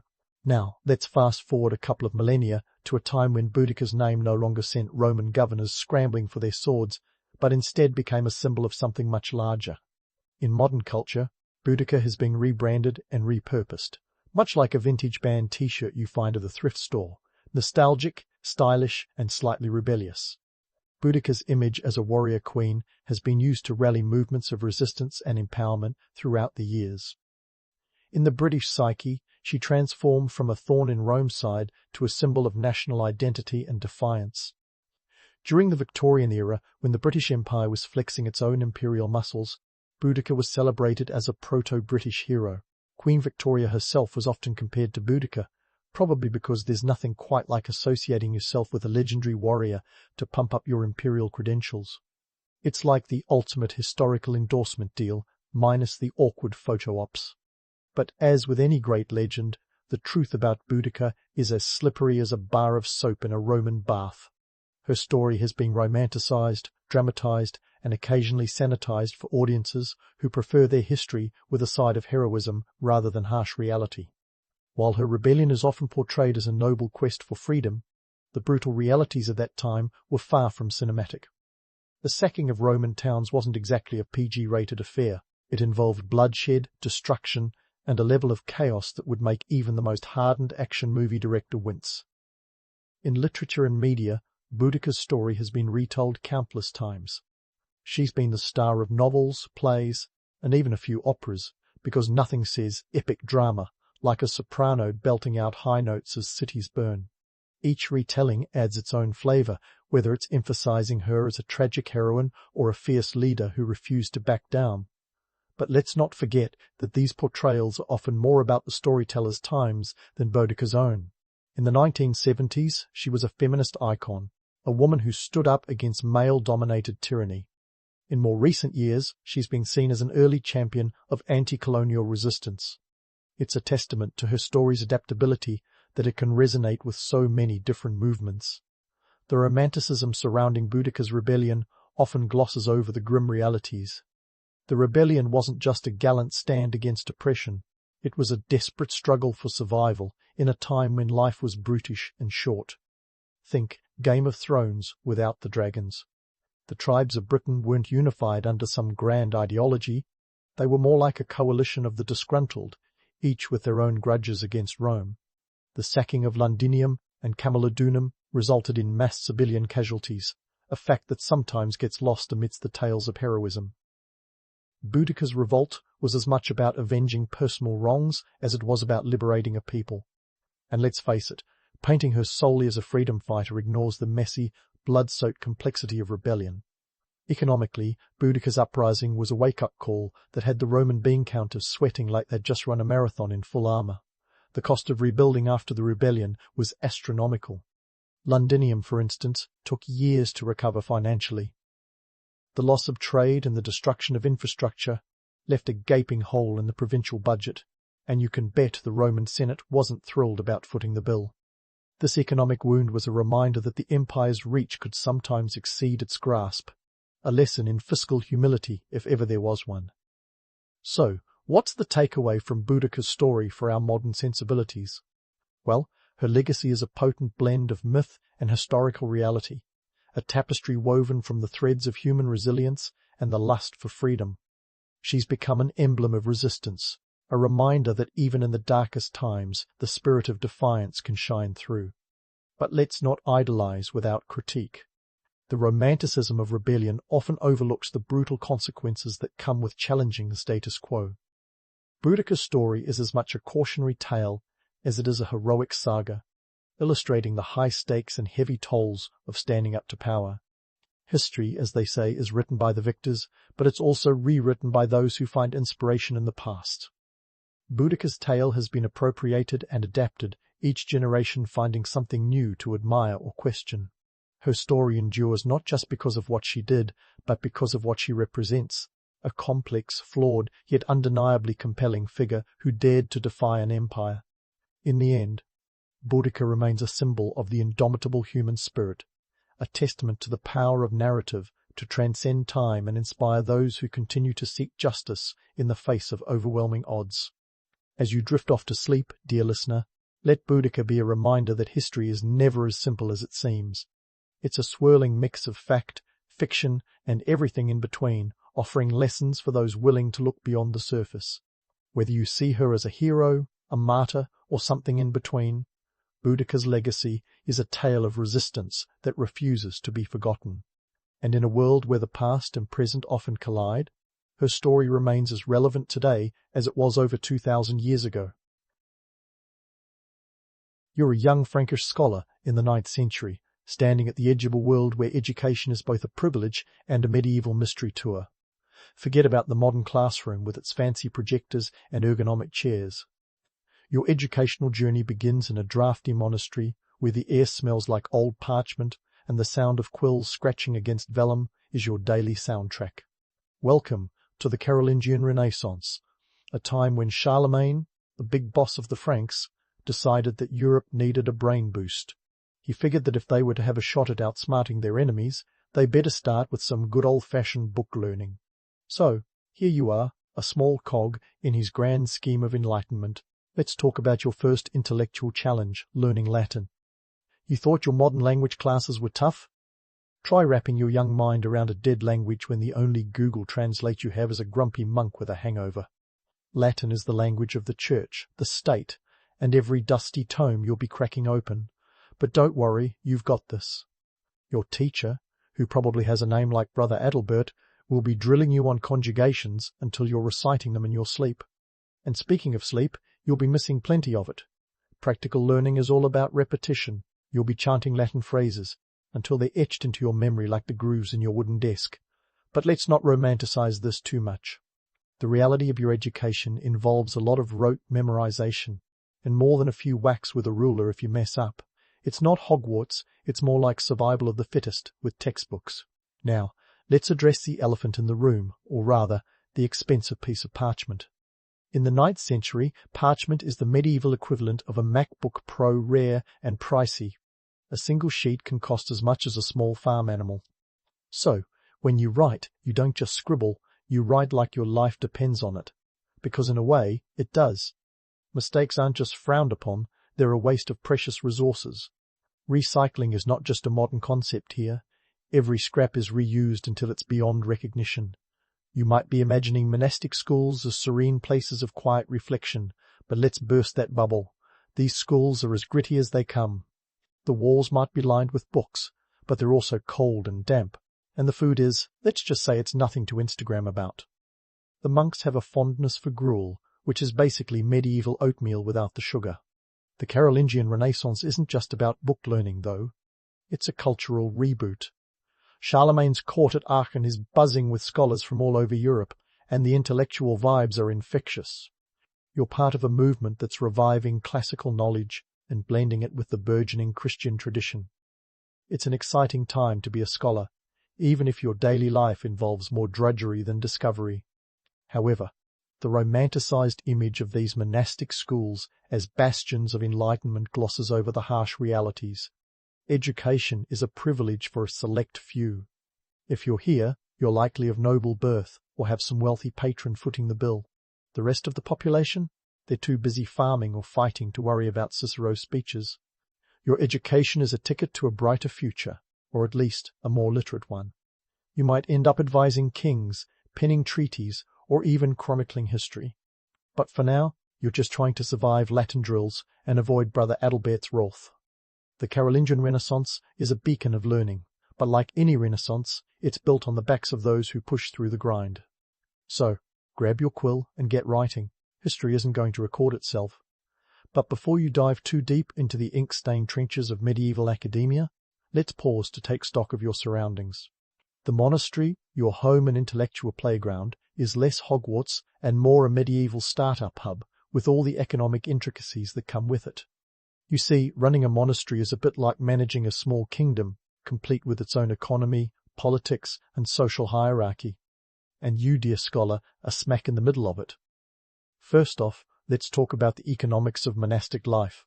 Contrary to popular belief, these holy abodes aren't just spiritual retreats, they're bustling economic centres. Monasteries are landowners, controlling vast swathes of farmland worked by serfs who, spoiler alert, aren't exactly living in luxury. This setup ensures the monks, your educators and occasional disciplinarians, have the resources to keep the lights on and the quills scratching. You might not be paying tuition in the traditional sense, but trust me, someone's footing the bill. And that someone is likely a patron with deep pockets and an agenda. Welcome to the politics of patronage. Patronage is the medieval version of a scholarship, except your benefactor isn't just interested in your GPA. They're looking for influence, prestige, and a little divine favour. After all, nothing says, I'm a good Christian, like sponsoring a scholar who's preserving sacred texts and perhaps penning a flattering biography. It's a quid pro quo arrangement that keeps the monastery's coffers filled and your studies funded. But it also means you're studying under a watchful eye, aware that your education could be as much about advancing your patron's interests as it is about your intellectual growth. Now, let's debunk the myth of the isolated scholar. Sure, you're tucked away in a monastery, but that doesn't mean you're cut off from the world. Quite the opposite.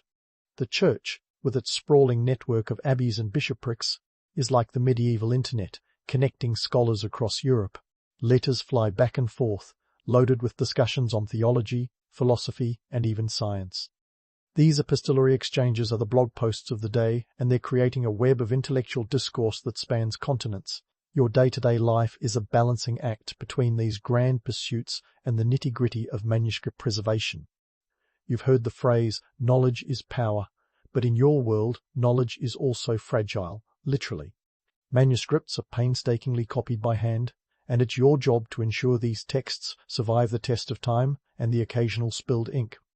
Each manuscript is a one-of-a-kind artifact, meticulously crafted, with margins filled with doodles and corrections, a testament to the human touch that goes into preserving knowledge. The importance of this work can't be overstated. You're not just copying texts, you're bridging the gap between ancient wisdom and future generations. Every scroll you preserve is a link to the past, a piece of the intellectual puzzle that scholars like you are so desperately trying to solve. And while it might feel like you're just a cog in the machine, remember that these manuscripts are the building blocks of Western knowledge. Without them, the Renaissance, and by extension modern Western culture, would look very different. But let's not romanticize the task. It's a job that requires precision, patience, and an almost monk-like dedication. Mistakes are costly, and not just in terms of parchment. A botched manuscript could mean misinformation spreading faster than a medieval rumour, and trust me, those travel fast. So, you labour over your work, your eyes straining in the dim candlelight, aware that you're part of something much bigger than yourself. And then there are the politics. Oh, the politics. While you're busy debating the finer points of theology, the church is playing a high-stakes game of power and influence.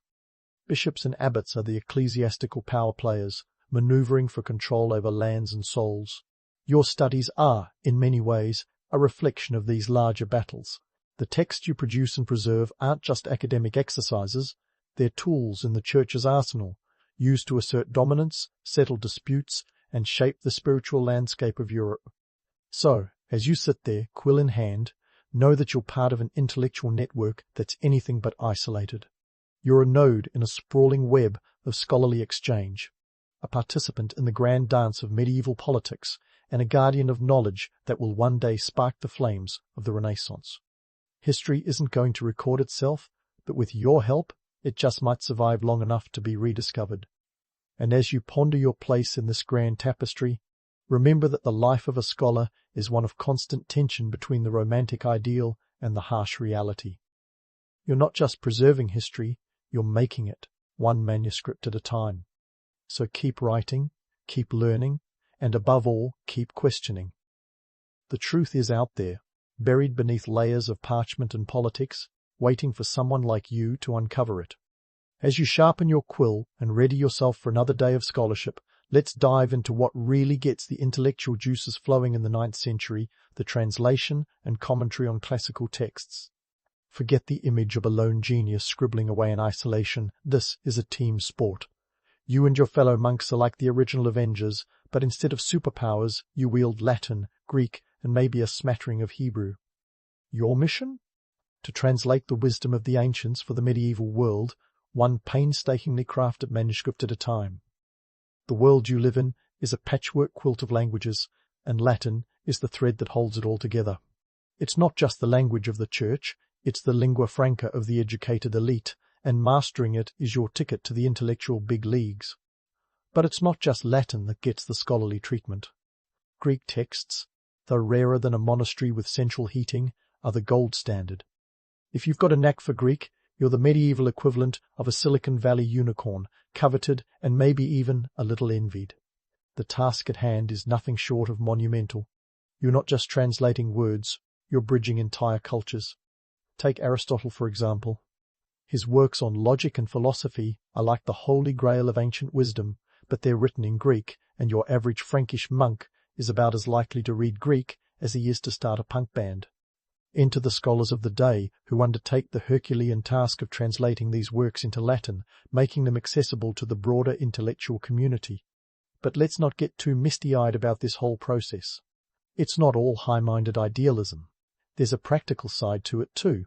The trivium and quadrivium, the foundations of medieval education, are being developed during this time, and they need material. The trivium consists of grammar, rhetoric, and logic, essentially the ABCs of critical thinking. Then there's the quadrivium, which ups the ante with arithmetic, geometry, music, and astronomy. Together, they're the medieval curriculum, forming the backbone of scholarly pursuits. The trivium is where your classical texts come in handy. Grammar teaches you the nuts and bolts of language. Rhetoric is all about persuasion, because who doesn't love a good argument?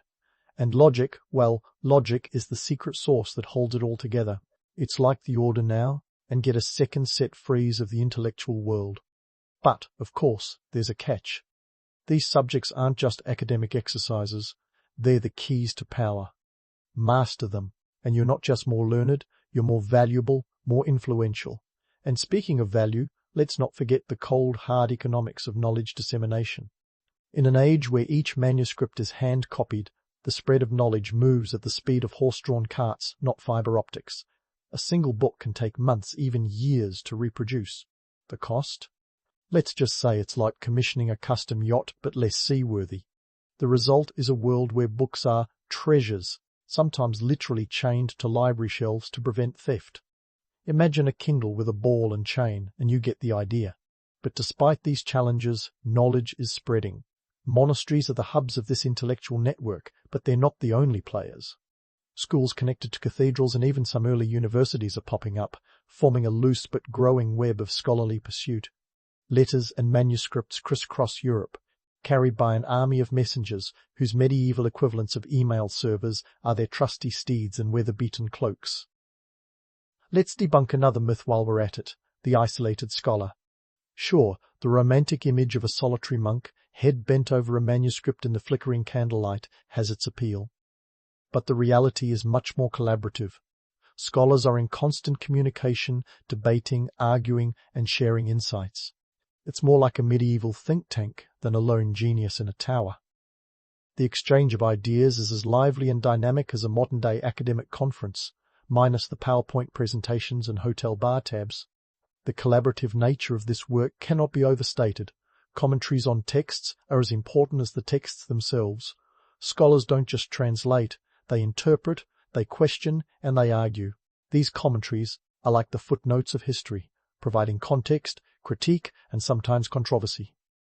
They're the medieval version of a Reddit thread, complete with passionate disagreements and the occasional breakthrough insight.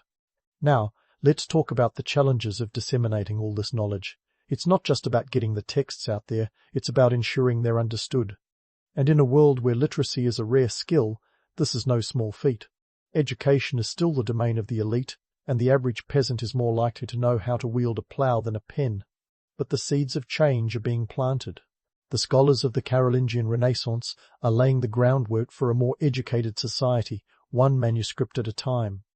So, as you sit there, quill in hand, remember that you're part of a grand intellectual project.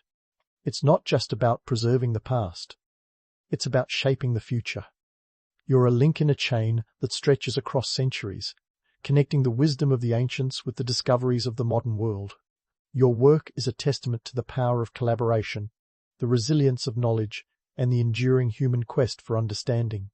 And as you ponder your place in this vast tapestry of history, know that you're not alone. You're part of a community of scholars, a network of minds working together to illuminate the darkness. It's a humbling, exhilarating, and sometimes frustrating journey, but it's one that's worth every ink-stained finger and every late night spent hunched over a flickering candle. Keep writing, keep questioning, and above all, keep pushing the boundaries of what's possible. Because history isn't just about recording the past, it's about creating the future. As you ponder your place in this vast tapestry of history, you might be tempted to think of yourself as a lone quill wielder, battling ignorance from the shadows of a candle-lit scriptorium. But let's set the record straight. You're no mere observer of history. You're right in the thick of it, like a medieval Forrest Gump with a penchant for Latin. In the 9th century Frankish world, scholars like you are not just academic wallflowers. You're the intellectual equivalent of backstage pass holders at a rock concert, rubbing elbows with the movers and shakers of the day. Picture this: Charlemagne, the king himself, and a man who never met a Latin text he didn't like, values your expertise. And why wouldn't he? You're part of the brain trust that advises rulers, shapes policy, and, let's be honest, occasionally saves them from their own folly. Your average day might start with the usual scholarly grind, but it doesn't end there. Before you know it, you're summoned to a council. Think of these gatherings as the medieval board meetings, minus the PowerPoint presentations, but with twice the political intrigue. These councils are where decisions that could change the course of history are made. And guess what? Your insights into law, theology, and even ancient philosophy are in demand. Let's talk about the role of scholars in legal reforms. Forget about the image of dusty academics cloistered away from the world.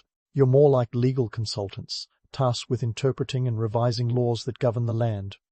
The Carolingian legal system is a patchwork quilt of older tribal laws, Roman law, and Christian principles, all stitched together with the help of scholars like you.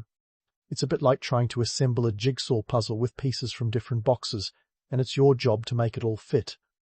You're not just there to nod along, your opinions carry weight. When you point out that a law is as clear as a mud puddle, people listen. Or when you suggest that perhaps executing someone for stealing a loaf of bread isn't exactly Christ-like, you've got their attention. The reforms you help craft can impact everything from property rights to criminal justice. And while you might not be getting your face on any coins, your influence is felt throughout the realm. But let's not gloss over the realities. The process is as messy and frustrating as untangling a ball of yarn, with plenty of heated debates and more than a few grumpy nobles who'd rather be hunting. Yet you persist, because shaping policy is like planting seeds. You might not see the harvest, but you know it's coming. Now, on to the myth-busting. There's a persistent image of the scholar as a passive, cloistered figure, more concerned with Aristotle than actual affairs of state. Well, that's about as accurate as a medieval map. The truth is, scholars are deeply embedded in the political and social fabric. Take the court of Charlemagne, where scholars serve as diplomats, emissaries, and advisors. Your knowledge isn't just theoretical, it's a practical tool wielded in the service of kingship. Consider this. When a treaty needs drafting, it's the scholars who ensure it's as unambiguous as a medieval document can be. When a theological dispute threatens to tear the court apart, it's the scholars who sift through scripture and doctrine to find common ground. And when the king needs a little PR boost, well, there's nothing like a well-penned chronicle to highlight his divine right to rule. Speaking of chronicles, let's not underestimate their power. As a scholar, you might find yourself chronicling the deeds of rulers, and these works are anything but dry accounts. They're part history, part propaganda, and all about ensuring the legacy of your benefactors. You wield a quill like a knight wields a sword, shaping narratives that will outlast kingdoms. Your influence doesn't stop at the borders of the Frankish Empire. Scholars are the original networkers, fostering connections across Europe. When you correspond with scholars in Italy, Spain, or even England, you're not just exchanging pleasantries, you're part of a continent-wide conversation that spans theology, philosophy, and science. Letters and manuscripts are the social media of your day, and you're a prolific poster. This exchange of ideas isn't just academic navel-gazing, it's the lifeblood of political and cultural exchange. When a ruler in Italy needs advice on dealing with a pesky Viking raid, they might turn to a Frankish scholar who's seen it all before. When a Spanish king is curious about the latest developments in agricultural techniques, it's the scholars who bridge the gap, sharing knowledge and fostering innovation. But there's a catch. There always is. This influence comes with its own set of challenges.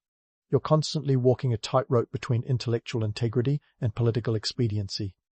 Get too cozy with the powers that be, and you risk becoming just another tool in their arsenal. Push back too hard, and you might find yourself out in the cold, your patronage revoked faster than you can say excommunication. Despite these risks, the rewards are worth it. You're not just preserving knowledge, you're actively shaping the society around you. Your work influences everything from legal codes to cultural norms. When you advocate for the preservation of ancient texts, you're ensuring that future generations have a foundation on which to build.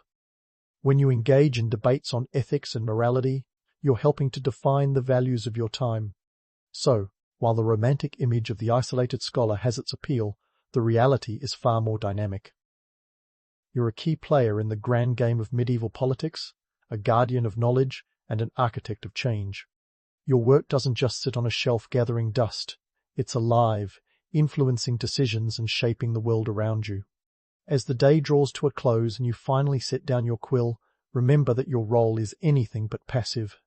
You're an active participant in the unfolding drama of history, and your contributions are as enduring as the parchment you labor over. The challenges are many, the stakes are high, and the rewards might not always be tangible, but they're there, etched into the fabric of a society that's slowly awakening to the power of knowledge. Keep questioning, keep writing, and above all, keep making history. Because in the end, it's not just about recording the past, it's about shaping the future, one insight at a time. And as you drift off to sleep, the flickering candlelight casting long shadows on the walls, know that tomorrow brings another day of challenges, debates, and the relentless pursuit of understanding. Welcome to the life of a 9th-century Frankish scholar. A life as complex, vibrant, and impactful as the society you helped to shape.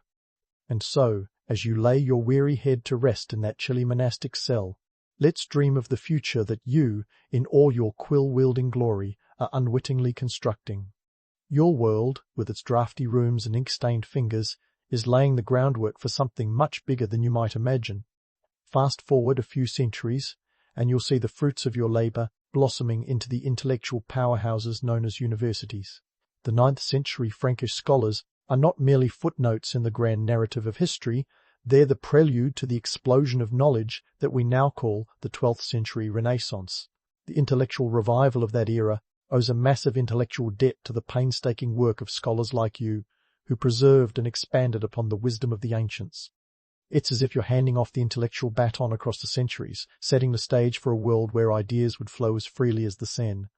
Let's talk numbers, because who doesn't love a good statistic to spice up a bedtime tale?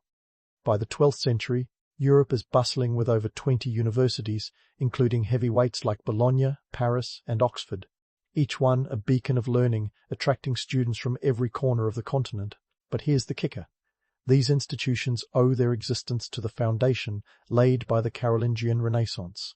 Your efforts in preserving and translating texts have created a ripple effect, making it possible for future scholars to stand on the shoulders of giants. Giants wearing monks' robes, if you will. The myth of the university as a solitary tower of enlightenment is just that, a myth. The reality is far more dynamic. These early universities are not just about learning, they're about debate, dissent, and the occasional academic brawl, metaphorically of course. Picture halls filled with students and masters arguing over Aristotle, Aquinas, and every conceivable point of logic and theology. It's less like a quiet study session and more like an intellectual gladiator match where the prize is not just knowledge, but the power to shape the minds of the future. But don't get too misty-eyed about the idyllic pursuit of knowledge. The reality, as usual, is messier. Universities, much like the monasteries you call home, are not free from the economic and political pressures of the day. They rely on patronage and funding, sometimes from benefactors with more interest in prestige than pedagogy. And let's not forget the church, always looming in the background, sometimes as a supporter, other times as a censor, ensuring that the teachings align with ecclesiastical doctrine. The economic context of these universities is a fascinating tapestry. Students are often from wealthy families, sent to learn the skills necessary to manage estates, advise kings, or negotiate treaties. Tuition fees, while not quite as steep as a modern college, are still substantial, and the cost of books alone could bankrupt a lesser noble.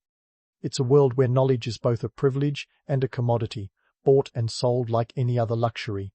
But the true legacy of the 9th-century Frankish scholars lies not just in the bricks and mortar of universities, but in the intellectual spirit they ignited. They took the dry bones of ancient texts and breathed new life into them, creating a culture of inquiry that would push the boundaries of human understanding. The trivium and quadrivium you wrestle with are the seeds of this intellectual garden, flowering into disciplines that will challenge and expand the medieval mind. In this grand narrative, the Carolingian Renaissance is the opening act, a time of revival and renewal that sets the stage for the intellectual flourishing to come. It's a testament to the enduring power of ideas and the human capacity for curiosity. Scholars like you are both heirs and pioneers, preserving the past while blazing trails into the future. Let's debunk one final myth, the notion that scholars are merely passive conduits of knowledge. The truth is, you're active participants in a grand dialogue, engaging with the past to create the future. Your work, tedious and exacting as it may seem, is the bedrock upon which Western civilization will build its intellectual edifice. It's a legacy that speaks to the resilience of human curiosity and the endless desire to understand the world. So as you drift off to sleep, remember that you're not just a scribe in a monastery, you're a catalyst for change, a guardian of knowledge, and a bridge between the ancient and the modern. Your quill is mightier than any sword, carving out a future where learning is the key to progress. In the end, it's not just about the manuscripts or the debates, it's about the spark of inspiration that drives humanity forward. It's about the relentless pursuit of truth, the challenge of questioning assumptions, and the courage to push the boundaries of what's known. Your legacy, dear scholar, is not just in the pages you fill, but in the minds you inspire. So keep questioning, keep writing, and above all, keep believing in the power of knowledge to shape the world. Because history isn't just a record of the past, it's a blueprint for the future. And you, in your own ink-stained way, are an architect of that future. Sleep well, knowing that tomorrow brings another day of discovery, debate, and the relentless pursuit of understanding. Welcome to the life of a 9th-century Frankish scholar, a life as impactful and enduring as the very civilization you helped to illuminate. Your eyelids flutter open to the soft glow of dawn filtering through a small wooden shutter. Welcome to 10th-century Britannia, where you're a Saxon weaver, and yes, mornings here have a way of greeting you with a nip in the air and the persistent bleat of sheep. You might be tempted to hit snooze, but the wool business waits for no one, and you've got a day full of fleece, looms, and maybe a little medieval economic intrigue. Let's start with the stars of the show, sheep. These woolly creatures aren't just your fluffy alarm clock, they're the beating heart of the local economy. Picture this, a sheep can produce anywhere from 2 to 8 pounds of wool annually, and it's not just for knitting itchy Christmas sweaters. Back in your Saxon village, wool is the cloth of life. It keeps everyone warm, dresses the nobility, and pads the purses of those savvy enough to manage the trade. Now, managing these sheep is no small feat. You're not working with sprawling pastures here. Instead, you're dealing with fields enclosed by wooden fences, maybe even some hedgerows if you're feeling fancy. These woolly wonders have to be sheared, their fleece cleaned, carded, spun, and finally woven into something usable. It's a process as intricate as a Game of Thrones plotline, minus the dragons, but with plenty of drama. And drama there is. See, sheep are a bit like medieval rock stars. They're prone to wandering, a little rebellious, and sometimes they just disappear. You've got to keep an eye on them, which means shepherds are your unsung heroes, roaming the fields and ensuring no woolly diva escapes their watch. You might even have a shepherd like Alfred. No, not the Great, just Alfred the Adequate, who's more likely to be found napping under a tree than watching the flock. But let's talk numbers, because this is where things get spicy. Wool is a hot commodity. By the 10th century, it's already a significant part of the medieval economy, accounting for a sizable chunk of trade even across the English Channel. We're talking thousands of sacks of wool shipped to Flanders, where the cloth-making magic happens. Imagine this, a single sack of wool can yield a decent profit, sometimes enough to buy a plot of land.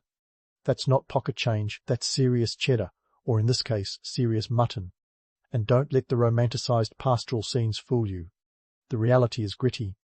Wool production is labor-intensive and not for the faint-hearted. It involves a lot of manual labor, from shearing to cleaning. You can't just toss the fleece in a medieval washing machine. This is hands-on, elbow-deep in lanolin sort of work. And if you're wondering about the smell, let's just say it's a unique blend of sheep and sweat, seasoned with a touch of medieval hygiene. Ode to 10th century. Here's where things get interesting. The economic impact isn't just local. Wool is to 10th century Britannia what oil is to the modern economy. It's a major export that influences trade policies, impacts alliances, and even funds wars. Yes, that tunic you're weaving might just end up financing some noble's latest skirmish or peace treaty. Who knew that spinning yarn could spin the wheels of power? And let's not forget the social ladder. Owning sheep or being involved in wool trade can elevate your status quicker than you can say Viking raid. The wealth generated from wool can turn a humble weaver into a respected member of the community. It's not just about having the wool on your back, it's about having a seat at the table, or at least a spot near the hearth. So as you rub the sleep from your eyes and prepare to wrangle some sheep, remember you're not just a weaver. You're a key player in an economic saga that stretches beyond your village. You're part of a tapestry of trade and tradition that's as complex and colourful as the patterns you'll weave by sundown. And who knew? All this from a little ball of wool and a lot of hard work. Now, up and at 'em. Those sheep won't shear themselves. Now, it's time to shake off that medieval morning haze and dive into the craft that's got your hands working harder than a blacksmith's bellows, weaving. You might think weaving is a peaceful, almost zen-like activity. Visions of serene weavers gently passing threads over a loom might dance in your head, but brace yourself.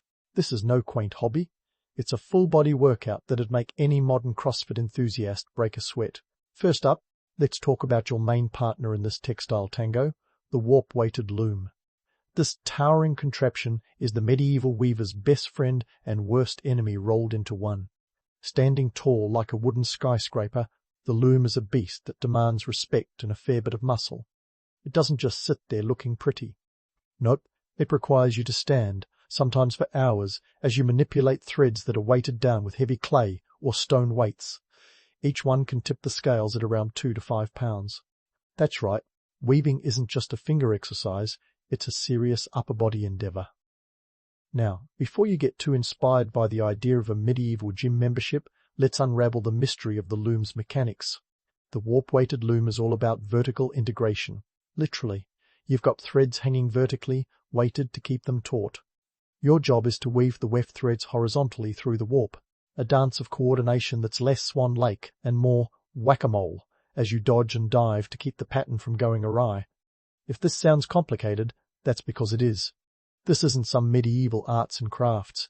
It's a skilled trade requiring a sharp mind and nimble fingers. Enter the societal backdrop. Weaving in 10th century Britannia is a domain largely dominated by women. This isn't just a quaint domestic task. It's a crucial economic engine. Women weavers are the unsung heroines of the textile trade, their work driving the local economy and clothing the kingdom. In a world where gender roles are as rigid as a well-woven tunic, weaving offers women a rare chance to be both economically active and socially influential. While the men might be off engaging in noble pursuits like farming, fighting, or philosophizing over mead, It's the women who are literally weaving the fabric of society. But don't mistake this for a leisurely pastime. The work is grueling. It's not uncommon for a weaver to spend up to 12 hours a day at the loom, muscles aching, fingers nimble but weary. And let's not even get started on the bending and reaching involved. Your back might beg for mercy by midday. It's a job that requires not just physical endurance but mental acuity, as keeping track of complex patterns is crucial. One slip up and you might unravel hours of work. Talk about pressure. But here's where the plot thickens. The political and economic implications of weaving can't be overstated. This isn't just fabric, it's currency. A well-woven piece of cloth can be bartered for goods, used to pay taxes, or even gifted to secure alliances. In some cases, entire villages might rely on weaving for their economic survival. The threads you weave are spun into the very tapestry of medieval life, binding together communities, economies, and even nations. And let's debunk a little myth while we're at it. Weaving isn't just a passive, quiet pursuit. It's an act of creation, rebellion, and survival. While the romanticized image of a weaver is one of tranquility, the reality is far more dynamic. Weaving is about more than producing pretty patterns. It's about exerting control over your environment, crafting something tangible from raw materials, and asserting a degree of independence in a world that often leaves little room for it. As you stand at the loom, sweat trickling down your brow, think of the countless weavers before you. Each thread you pass is a testament to their resilience and ingenuity. The loom sings with the echoes of history. It's a reminder that even the most mundane tasks can have profound impacts, stretching far beyond the workshop and into the annals of history. So, as the sun climbs higher and you lose yourself in the rhythm of the loom, remember, weaving isn't just a job. It's a legacy, a lifeline, and a labor of love, all rolled into one. And so the day marches on, each thread a link between past and future, each pattern a story waiting to be told. As you weave, you become part of a vast, interconnected web, spanning generations and geographies. It's a reminder that in 10th century Britannia, as in life, the threads may be many, but the tapestry is one. And with each pass of the shuttle, you're not just creating cloth, you're crafting history. Now, let's pull back the curtain on the midday hustle and bustle of your Saxon village, where economic and political threads are as tightly woven as your finest tapestry. As the sun reaches its zenith, you might think it's time for a leisurely break, but oh no, this is where the medieval market economy kicks into high gear. Brace yourself for a crash course in the art of medieval trade, where guilds, taxes, and the occasional dodgy deal shape the fabric of your daily life more than you'd ever expect. First off, the guilds. Think of them as the medieval version of your local trade union, but with fewer potlucks and more power struggles. In the 10th century, guilds are less formal than the behemoths they'd become in later centuries, but they're still a force to be reckoned with. While weavers like you might not be fully organized under one banner yet, the seeds are sown. These proto-guilds are all about regulation, setting standards for quality, dictating who gets to trade what, and ensuring that no rogue weaver undercuts the going rate. That's right, even back in the day, the market had its fair share of price wars, complete with woolly subterfuge. Now, if you're imagining guild meetings as a series of solemn, incense-filled gatherings, picture instead a lively debate over ale, with plenty of side-eye and the occasional raised voice. These gatherings are where the local weavers, spinners and dyers hash out the nitty-gritty details of their trade, all while trying to outwit their competitors. And here's a cheeky twist. Marketing tactics aren't exactly above board. Sure, quality speaks for itself, but a well-placed rumor about a rival's shoddy warp can do wonders for business. Welcome to medieval marketing, where mudslinging is as much a craft as the weaving itself. But let's talk about the brass tacks of trade taxes and tariffs. They're the necessary evil of any thriving economy, and in 10th century Britannia they're as unavoidable as the morning fog. Taxes on goods, tolls on bridges, and fees for market stalls can quickly eat into your profits faster than a Viking raid. And while the local lord might not be sending an IRS agent to your doorstep, he's counting on those taxes to fund his latest castle renovation or military campaign. Here's where it gets dicey. The tax system is as clear as mud. Rates can vary wildly depending on who's in power, the local economy, and whether you've managed to stay in the Lord's good graces. One day you're paying a reasonable fee, the next you're haggling over a tariff that suddenly doubled because someone sneezed in the wrong direction. It's enough to make your head spin, and not in that delightful wool-spinning way. And what about tariffs, you ask? Ah, tariffs, the medieval version of a bureaucratic headache. These pesky fees are slapped onto goods as they cross borders, and they can make or break a weaver's livelihood. If you're planning to export your finely woven cloth across the Channel to Flanders, prepare to cough up a pretty penny. Sometimes these fees are so exorbitant that they turn a profitable venture into a financial quagmire, leaving you to question whether you should have stuck to farming turnips instead. Now, let's not forget the flip side of tariffs, smuggling. Yes, even in the 10th century, where there's a fee, there's a way to avoid it. Canny traders and weavers might engage in a little creative accounting or nighttime ferrying of goods to dodge those pesky tariffs. Of course, getting caught could land you in hot water with the local authorities, if they're not in on the scheme already. It's a delicate dance of deception, where success means a fuller purse and failure could mean a hefty fine or worse. But why does all this matter? Because what you're creating isn't just cloth, it's commerce. Each bolt of fabric is an economic statement, a testament to the interconnectedness of markets and the precarious balance of trade. The prosperity of your village hinges on these exchanges, on navigating the labyrinth of taxes and tariffs, on outsmarting competitors and surviving the fickle whims of local lords. It's capitalism in its infancy, raw and unrefined, yet as cutthroat and complex as any modern Wall Street machination. And let's debunk another myth while we're at it. The medieval market isn't just a quaint festival of bartering and friendly exchanges. It's a battlefield, where wits are sharpened alongside swords, where alliances are forged and broken, and where survival often depends on who you know and how well you play the game. This isn't just a day's work, it's a daily grind, a relentless pursuit of prosperity against the odds. As you ponder these challenges and opportunities, remember that you're part of a grand economic experiment. The weaver's craft is more than a solitary endeavour. It's a cog in the vast machinery of medieval trade, a system that's as intricate and unpredictable as the patterns you weave. So, as the afternoon sun casts long shadows over your loom, and the clang of market bells echoes in the distance, take a moment to savour the quiet triumph of your trade. You're not just weaving cloth, you're weaving the future, one thread at a time. As you stand there, awash in the rhythmic clatter of your loom, it dawns on you that weaving isn't just a solitary symphony of warp and weft, it's a social opera with you as the conductor. Weaving is where fashion, identity, and status collide in a veritable catwalk of medieval life, with each thread a statement, each pattern a proclamation.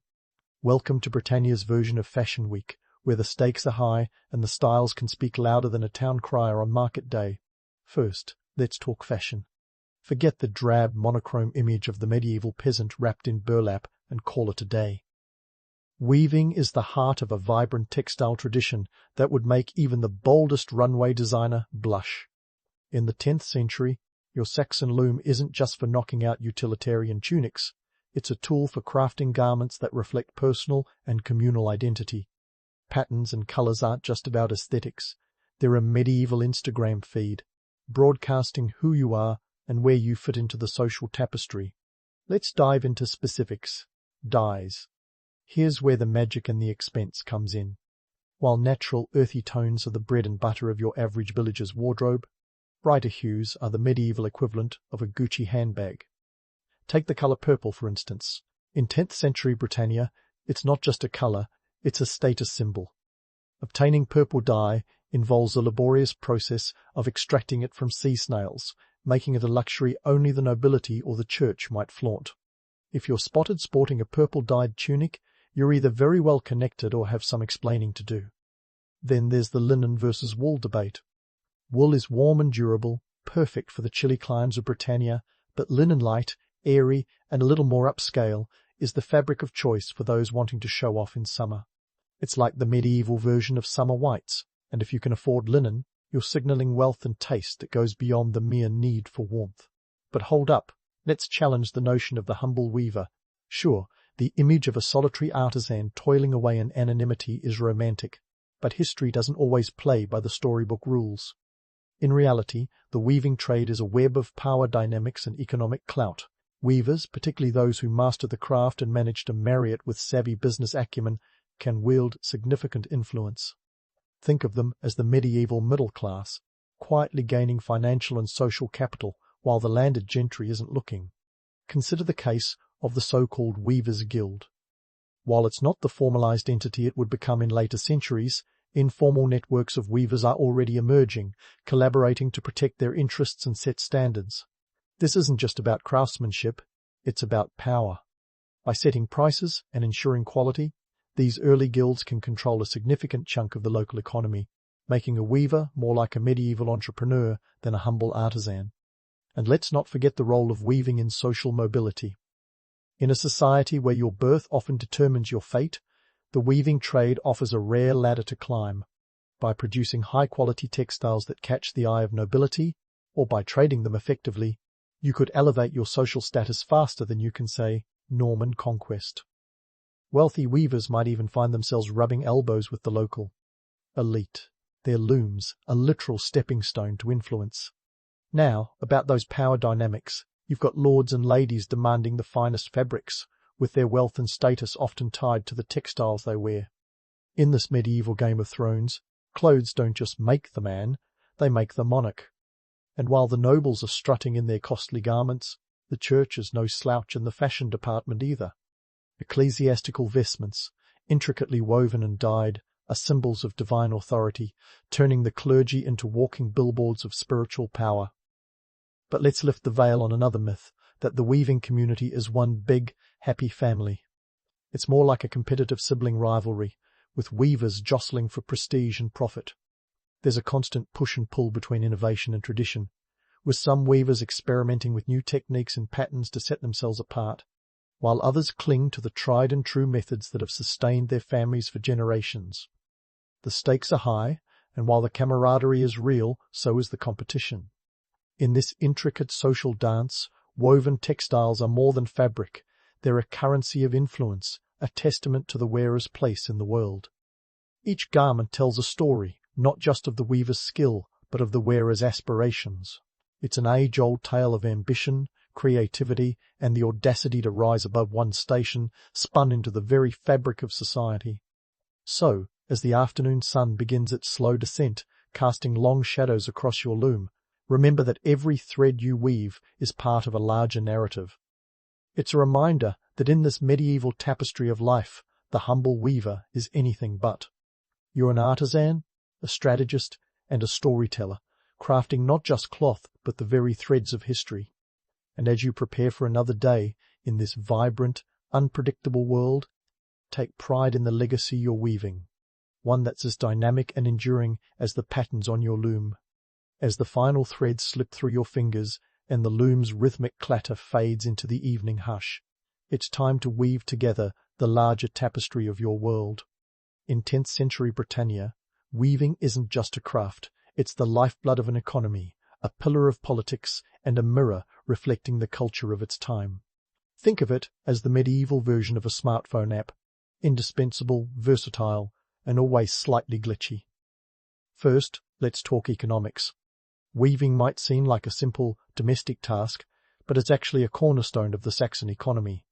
The wool trade, driven by weavers like you, forms roughly 80% of England's exports by the 13th century, and its seeds are firmly planted in your era. Picture this. A single sack of wool can fetch enough silver to make a modest living or tip the scales in a local power struggle. It's not just about keeping warm, it's about keeping pockets full and power brokers happy.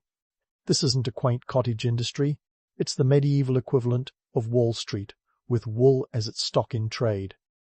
But let's not get too carried away by wool's economic charm. Every silver penny earned is weighed down by the sweat and toil it took to make it. And while the romanticized image of communal weaving circles may warm the heart, the reality is a bit less cozy. Weaving is a back-breaking, time-consuming enterprise, often taking up to 12 hours a day. And don't think for a moment that this labor-intensive process guarantees prosperity. For many, it's a grind that barely puts bread on the table or porridge in the bowl. Now, about politics. You might not associate a weaver's loom with the grand machinations of power, but you'd be wrong. The wealth generated by the wool trade helps fund everything from fortifying castles to fueling military campaigns. And while lords and kings might be the faces of power, the weavers are the unsung heroes bankrolling their ambitions. It's a classic tale of invisible influence, where the true power players are often those who seem least likely, like a weaver quietly spinning gold from sheep's clothing. Let's unravel the social threads a bit more. Weaving is a craft dominated by women, but don't mistake this for a feminist utopia. In a society where roles are as rigid as a loom's frame, weaving offers women a rare avenue for economic contribution and social influence. But the path isn't paved with gold. It's lined with the harsh realities of gender norms and limited mobility. Still, the weaver's role as a breadwinner and a key player in the economy challenges the notion that medieval women were passive bystanders. They're more like silent engines driving the social machine, their contributions vital but often unacknowledged. And then there's culture. Weaving embeds itself in the very fabric of Saxon life, with patterns and colours speaking volumes about identity and status. A well-woven garment isn't just a piece of clothing, it's a badge of honour, a signal of one's place in the social hierarchy. And let's not forget that in a world without Instagram or TikTok, fashion is the ultimate form of self-expression, a way to announce to the world who you are without saying a word. The threads you weave aren't just textile, they're text, a language understood by all who see it. But let's bust a myth or two. The romantic notion of a weaver as a solitary artisan crafting beauty in isolation is as misleading as a Norman promise of peace. The reality is a network of cooperation and competition, a dance of alliances and rivalries that shape the market and the craft. Weaving might seem individualistic, but it's deeply communal, tied to the rhythms of village life and the whims of the wider world.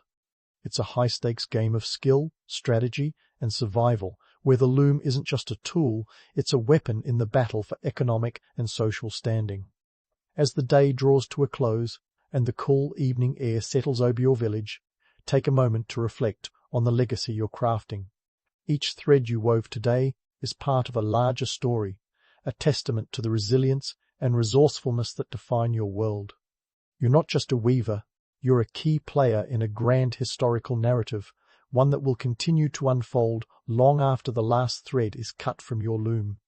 In the end, weaving isn't just about fabric, it's about forging connections, whether between threads or between people. It's a reminder that even the humblest of tasks can hold the weight of history, that the ordinary can be extraordinary in its impact. So, as you extinguish the candles and lay your weary head to rest, know that you've done more than just weave cloth. You've woven a legacy, a story that will be told through the ages, as enduring and intricate as the patterns you've spent a lifetime perfecting. Sleep well, esteemed weaver of Saxon Britannia. You've earned it. In the grand tapestry of history, Byzantine mosaic art stands out like a glittering disco ball at a Renaissance fair, both dazzling and a bit out of place. Before we get lost in the sparkle of these vibrant artworks, let's rewind the clock to their roots in the Roman Empire, where mosaics first struck their stuff as a symbol of wealth and status. Picture the wealthy Roman elite lounging in their villas, surrounded by walls and floors that screamed, "Look how rich I am!" But in Latin, of course. The Romans were the OGs of turning tiny bits of stone and glass into sprawling scenes of myth and legend. These were not your grandma's DIY tile projects. We're talking about thousands, sometimes hundreds of thousands of little pieces called tesserae, each meticulously placed by artisans who probably had the patience of saints or the work contracts of indentured servants. By the way, tesserae is just a fancy word for those little cubes of stone, glass or ceramic that make up a mosaic. It's like calling your IKEA desk an ergonomic Scandinavian workspace. Now, these early mosaics weren't just for show. They were a flex, a way to portray power and influence. Imagine being a Roman senator and inviting your frenemies over for a banquet. Your floor is a dazzling scene from Homer's Iliad, while theirs is a plain, uninspired slab. That's social climbing, Roman style. But, like all good things the Romans did, roads, aqueducts, gladiator games, mosaic art eventually evolved into something even more intricate and elaborate in the Byzantine Empire. The Byzantines took one look at Roman mosaics and said, "Hold my amphora." They took the art form to dizzying new heights, swapping out stone for glittering gold and rich colours that shimmered in the candlelight of dimly lit churches. The costs? Eye-watering. The numbers? Staggering. It's as if they decided to pave their religious buildings not just with faith, but with a tangible, shiny testament to their devotion and, naturally, their deep pockets. Let's break down the logistics here. You've got these artisans who, for the most part, were anonymous, because who needs credit when you're creating masterpieces for eternity, right? They painstakingly cut and placed each tessera, sometimes working in teams, sometimes in solitude. Just imagine the logistics of this operation. Transporting tons of coloured glass and stone across the empire, coordinating artisans, and ensuring that all those tiny pieces came together to create a cohesive image. It's like medieval project management hell, minus the Excel spreadsheets. And speaking of expenses, it's not like you could just pop down to a local art supply store to pick up a few bags of tesserae. Nope. The Byzantine Empire had to source materials from far-flung corners of the known world. Glass tesserae, for example, often came from the Levant, and the best marble came from the Aegean. Gold leaf? That was thinly beaten and affixed to glass pieces, a process that sounds as tedious as it was expensive. Each mosaic was a small fortune, an investment in both divine favour and earthly status. Church officials, emperors, and wealthy patrons all shelled out the big bucks, or, rather, solidi, the gold coins that were the Bitcoin of their day. The Hagia Sophia in Constantinople, for instance, boasted mosaics that cost a king's ransom, literally, given the occasional royal hostage situation in Byzantine politics. But hey, what's a little financial ruin when you're decorating the house of God? Now, let's talk about the social and political backdrop against which these mosaics were created. The Byzantine Empire was a melting pot of cultures, poised precariously between East and West. It was a place where Greek, Roman, Christian, and Eastern influences blended into a rich cultural stew. The mosaics reflected this diversity, with styles and themes evolving over time. Early motifs borrowed heavily from Roman secular themes, while later works increasingly depicted Christian iconography, saints, angels, and biblical scenes that reminded viewers of the divine, even as they stood in mortal awe of the sheer sparkle of it all. But let's not romanticize too much. Behind every twinkling mosaic was a very human story of labour, politics, and economics. These artworks were as much about state propaganda as they were about piety. Emperors were often depicted in mosaics, haloed like saints, reinforcing their divine right to rule. It was a bold move in a time when political coups were as common as, well, new TikTok trends today. This interplay of art and power is what makes Byzantine mosaics so fascinating. They weren't just pretty pictures, they were a language, a form of communication that spoke to both the divine and the mortal. They told stories, proclaimed power, and, quite literally, set the stage for centuries of art to come. So, as we dive deeper into the kaleidoscope of Byzantine mosaics, remember that each tessera is a piece of a much larger picture, a picture that tells the complex story of an empire, its people, and their enduring legacy. Stay tuned as we continue to unravel the mosaic mystery, piece by glittering piece. And speaking of unraveling mysteries, let's dive into the nitty-gritty of Byzantine mosaic techniques, the medieval equivalent of pixel art, only with a tad more gravitas and a lot more gold. These artisans were like the rock stars of their time, wielding tools instead of guitars and creating visual symphonies in stone and glass. Their work shimmered like 1,000 tiny suns on the walls and domes of churches, catching the light in a way that would make even the most jaded Instagram influencer swoon. But how did they do it? Let's start with the raw materials. Imagine a time when glass wasn't just something you wiped your fingerprints off, it was a precious commodity. The Byzantine mosaicists used coloured glass, or smalty, which was created by mixing glass with metal oxides to achieve those vibrant hues. Each tessera, those tiny cubes, was a meticulous blend of artistry and chemistry. It was like a medieval episode of Breaking Bad, minus the meth and the moral ambiguity. And while we're on the subject of chemistry, let's talk gold. The Byzantines didn't just slap on a layer of gold leaf and call it a day. No, they sandwiched it between 2 layers of glass, creating a depth and shimmer that made the mosaics pop like an ancient version of 3D cinema. Now, where did all these materials come from? Cue the Byzantine trade networks, a sprawling web that connected the empire to distant lands like a historical version of Amazon Prime, only with fewer drones and more camels.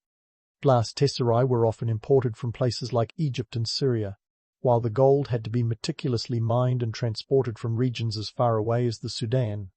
It was an intricate supply chain that would make today's logistics managers break out into a cold sweat.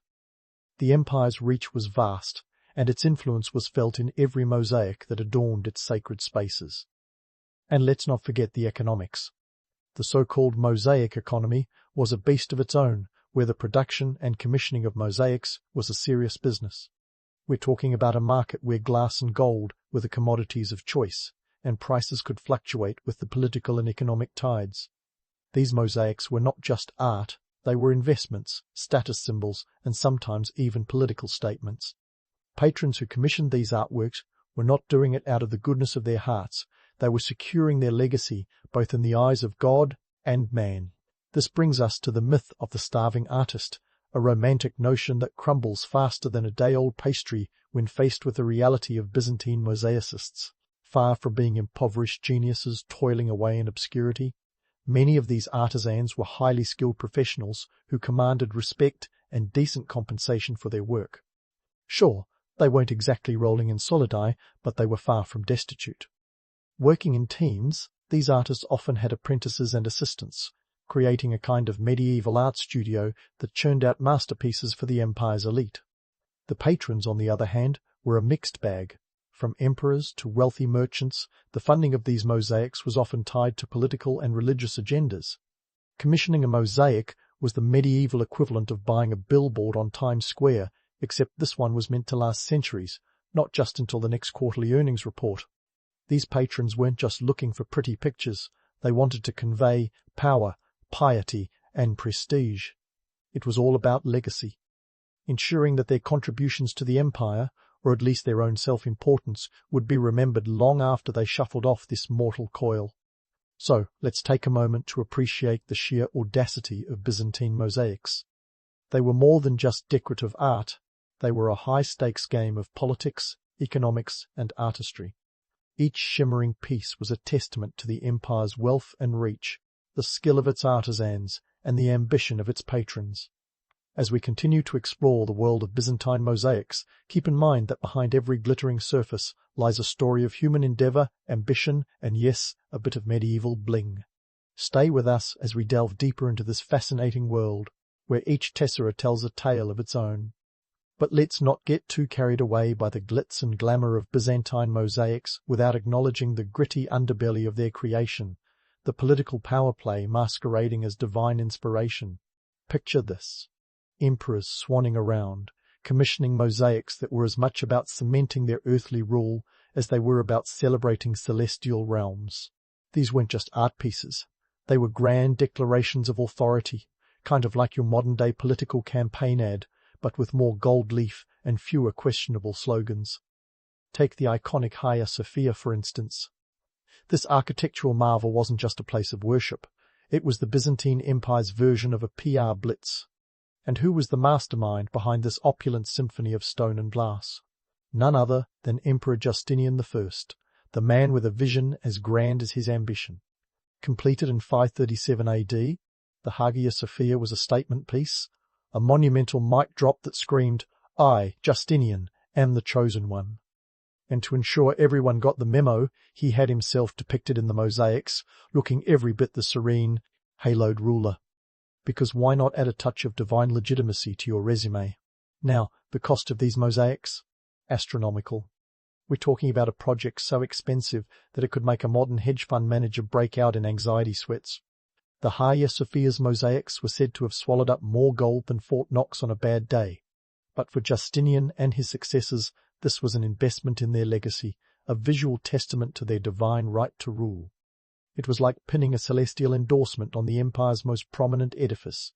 And here's where the line blurs between the sacred and the secular.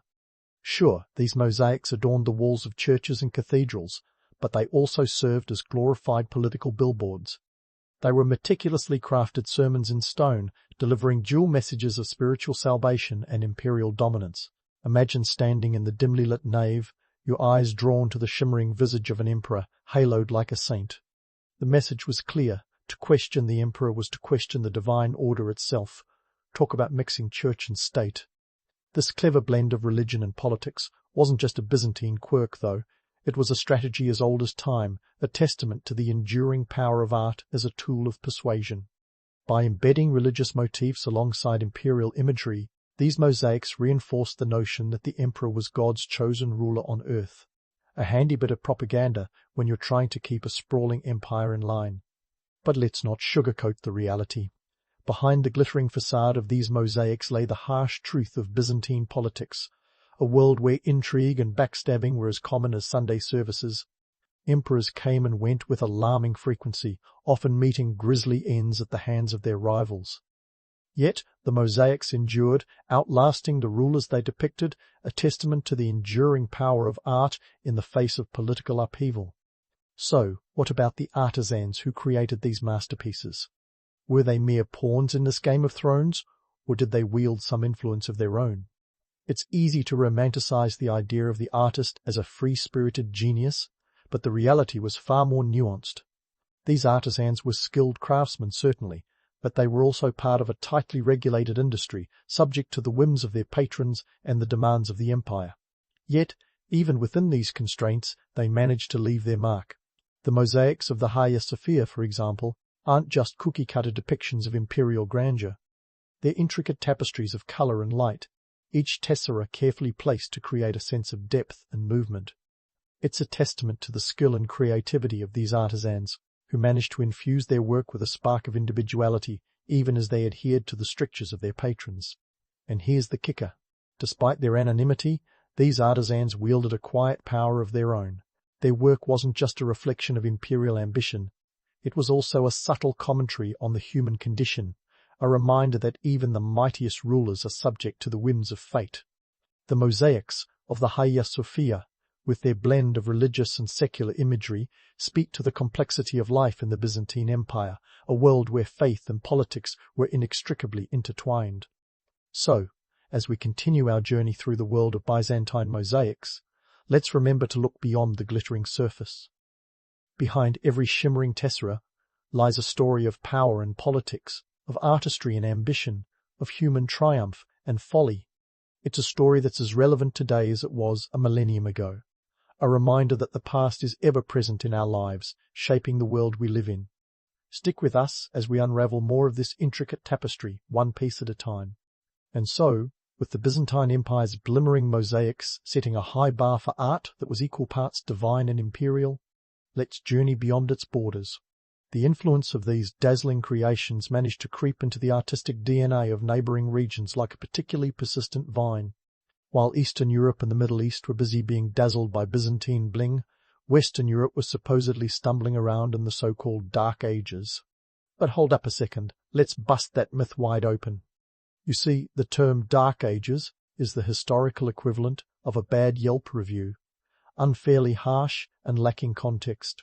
Sure, it was a time of upheaval and less than glamorous living conditions, but calling it dark is like calling a dimly lit restaurant pitch black.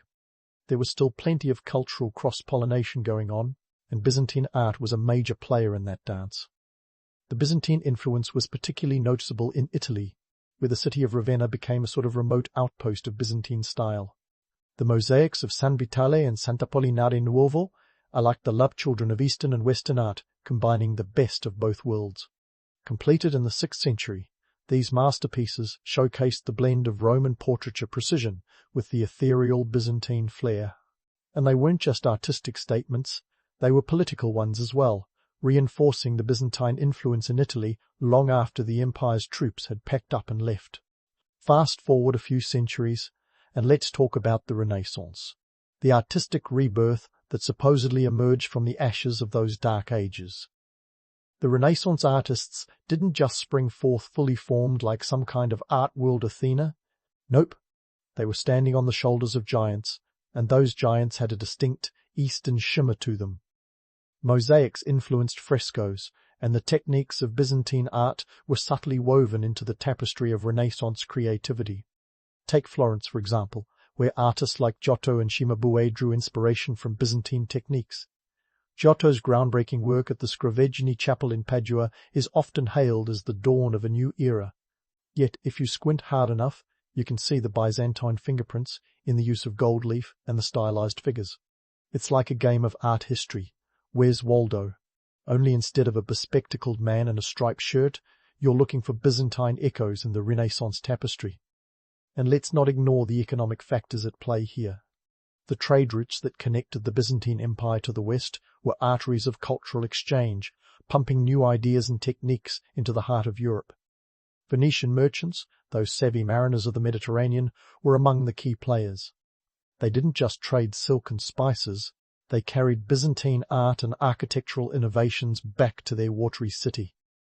The result?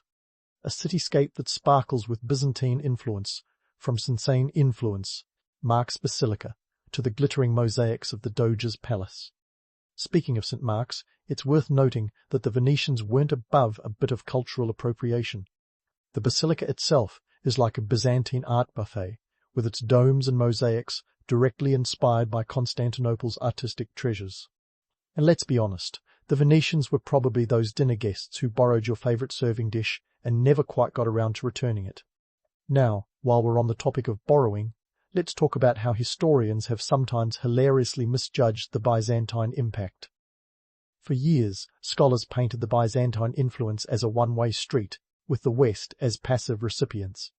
But, as it turns out, Eastern and Western art were more like frenemies, constantly borrowing, adapting, and occasionally throwing shade at one another. The truth is, art isn't just a linear progression from one style to the next. It's a messy, interwoven tapestry where influences crisscross like a poorly organized yarn shop. And as for the so-called Dark Ages, well, they weren't as artistically barren as some would have you believe. Byzantine art made its way across Europe like an artful game of telephone, with bits and pieces picked up and adapted by various cultures. This wasn't some grand artistic blackout. It was a time of transition, of experimentation, of blending the ancient with the emerging. But let's not get too rosy-eyed here. Artistic exchange wasn't always a peaceful process. Sometimes it was spurred by conquest or political maneuvering. The Crusades, for instance, weren't just about reclaiming holy lands, they were also about looting some serious art booty. Crusaders returned to Europe with a treasure trove of Byzantine relics and ideas, effectively kick-starting a cultural renaissance of their own back home. So, while the swords were swinging, the art was singing, or at least whispering sweet influences into the ears of European artists. And let's not forget about the economic backbone under all this cultural exchange. Art, after all, doesn't exist in a vacuum. The trade networks that linked the Byzantine Empire with its neighbours were the lifelines for artistic materials and ideas. The Byzantine economy, buoyed by its strategic location, was a powerhouse of commerce that ensured a constant flow of goods and, more importantly, ideas. So, as we wrap up this segment of our Mosaic journey, remember that art is never just about aesthetics. It's about politics, economics, and cultural exchange. It's about borrowing, adapting, and occasionally swiping a bit of someone else's genius. And while the Byzantine Empire may have faded into history, its artistic legacy continues to shine through like a beacon, guiding the evolution of Western art with its shimmering golden glow. Stay tuned as we continue to unravel the rich tapestry of Byzantine influence, one glittering tessera at a time. As our journey through the world of Byzantine mosaics reaches its grand finale, let's zoom in on the legacy these shimmering masterpieces have left in today's world. The Byzantine Empire may have crumbled like a poorly made soufflé, but its art, that's still going strong, like a classic rock band with a few too many reunion tours. First off, why do these ancient mosaics continue to captivate us? Well, it's not just about the bling factor, although, let's be honest, the gold and glass do have that irresistible, ooh, shiny appeal. At its core, Byzantine mosaic art is an enduring testament to human creativity, ambition, and perhaps a touch of megalomania. These mosaics were the original visual storytellers, capturing the zeitgeist of an era when empires rose and fell with alarming frequency. Each tessera, a fancy term for those tiny tiles, remember, was a pixel in the larger picture, painstakingly placed by artisans who might have been the first to truly understand the phrase sweat equity. Fast forward a millennium, and you'll see these ancient glimmers casting long shadows over modern art and architecture. Take the iconic Sagrada Familia in Barcelona and Toni Gaudi's magnum opus. The church's intricate facades and stained glass windows owe more than a nod to Byzantine mosaic techniques.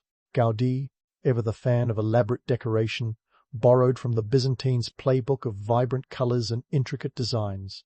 It's as if he looked at Byzantine art and thought, yes, but can we make it even more ambitious, and then proceeded to do just that. But Gaudi wasn't alone in his admiration. Modern artists like Gustav Klimt took a page out of the Byzantine Guide to Art Bling. His famous painting, The Kiss, practically screams Byzantine influence with its lavish use of gold leaf and mosaic-like patterns. Klimt wasn't just painting a couple in a tender embrace, he was channeling centuries of artistic tradition, blending it with his own modern twist. It's like he thought, why settle for a painting when you can create an experience? Architecture, too, has felt the Byzantine touch. The awe-inspiring domes of the 20th century basilicas and cathedrals echo the grandeur of Hagia Sophia's celestial vault. Whether it's St. Basil's Cathedral in Moscow or the lavish interiors of the Basilica of the National Shrine of the Immaculate Conception in Washington, D.C., Byzantine influence is written in stone and glass. These structures are architectural love letters to an era that knew how to leave a legacy, a reminder that art can be both a reflection of power and a beacon of inspiration. And let's not forget the economic ripple effects. Those Byzantine trade networks I mentioned, they weren't just about moving goods.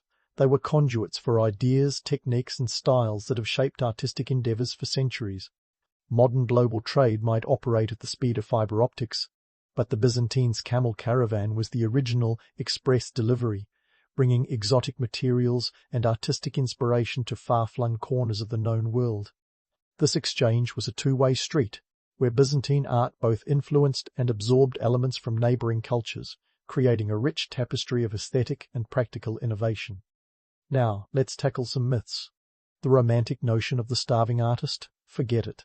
Byzantine artisans were more like skilled contractors, executing grand visions for emperors and church officials who had pockets as deep as the Bosporus. These craftsmen were the unsung heroes of their time, laying the groundwork for future generations while ensuring they could afford more than just bread and water. They were part of a thriving industry that saw art as an essential facet of religious, political, and social life. A far cry from the solitary genius toiling away in obscurity. And what about the idea that Byzantine art was just a static relic of the past?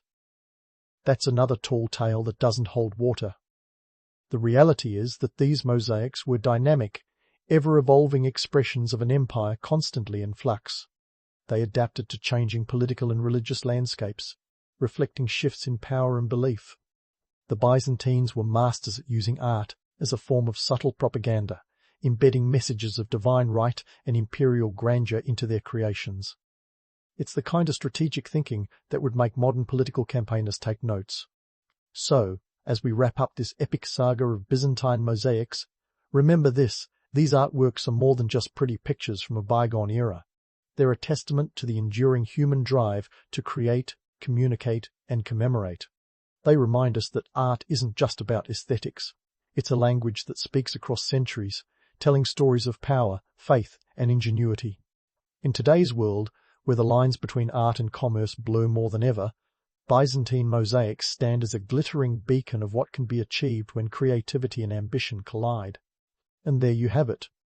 The legacy of Byzantine mosaics in a nutshell, a testament to the timeless allure of art that transcends the ages. So next time you find yourself entranced by the sparkle of a modern masterpiece or the intricate beauty of a grand cathedral, remember the Byzantine artisans who paved the way, one tiny tessera at a time. They may have been shadowed by the emperors they served, but their legacy shines as brightly as ever, an eternal testament to the power of art to shape, inspire, and endure.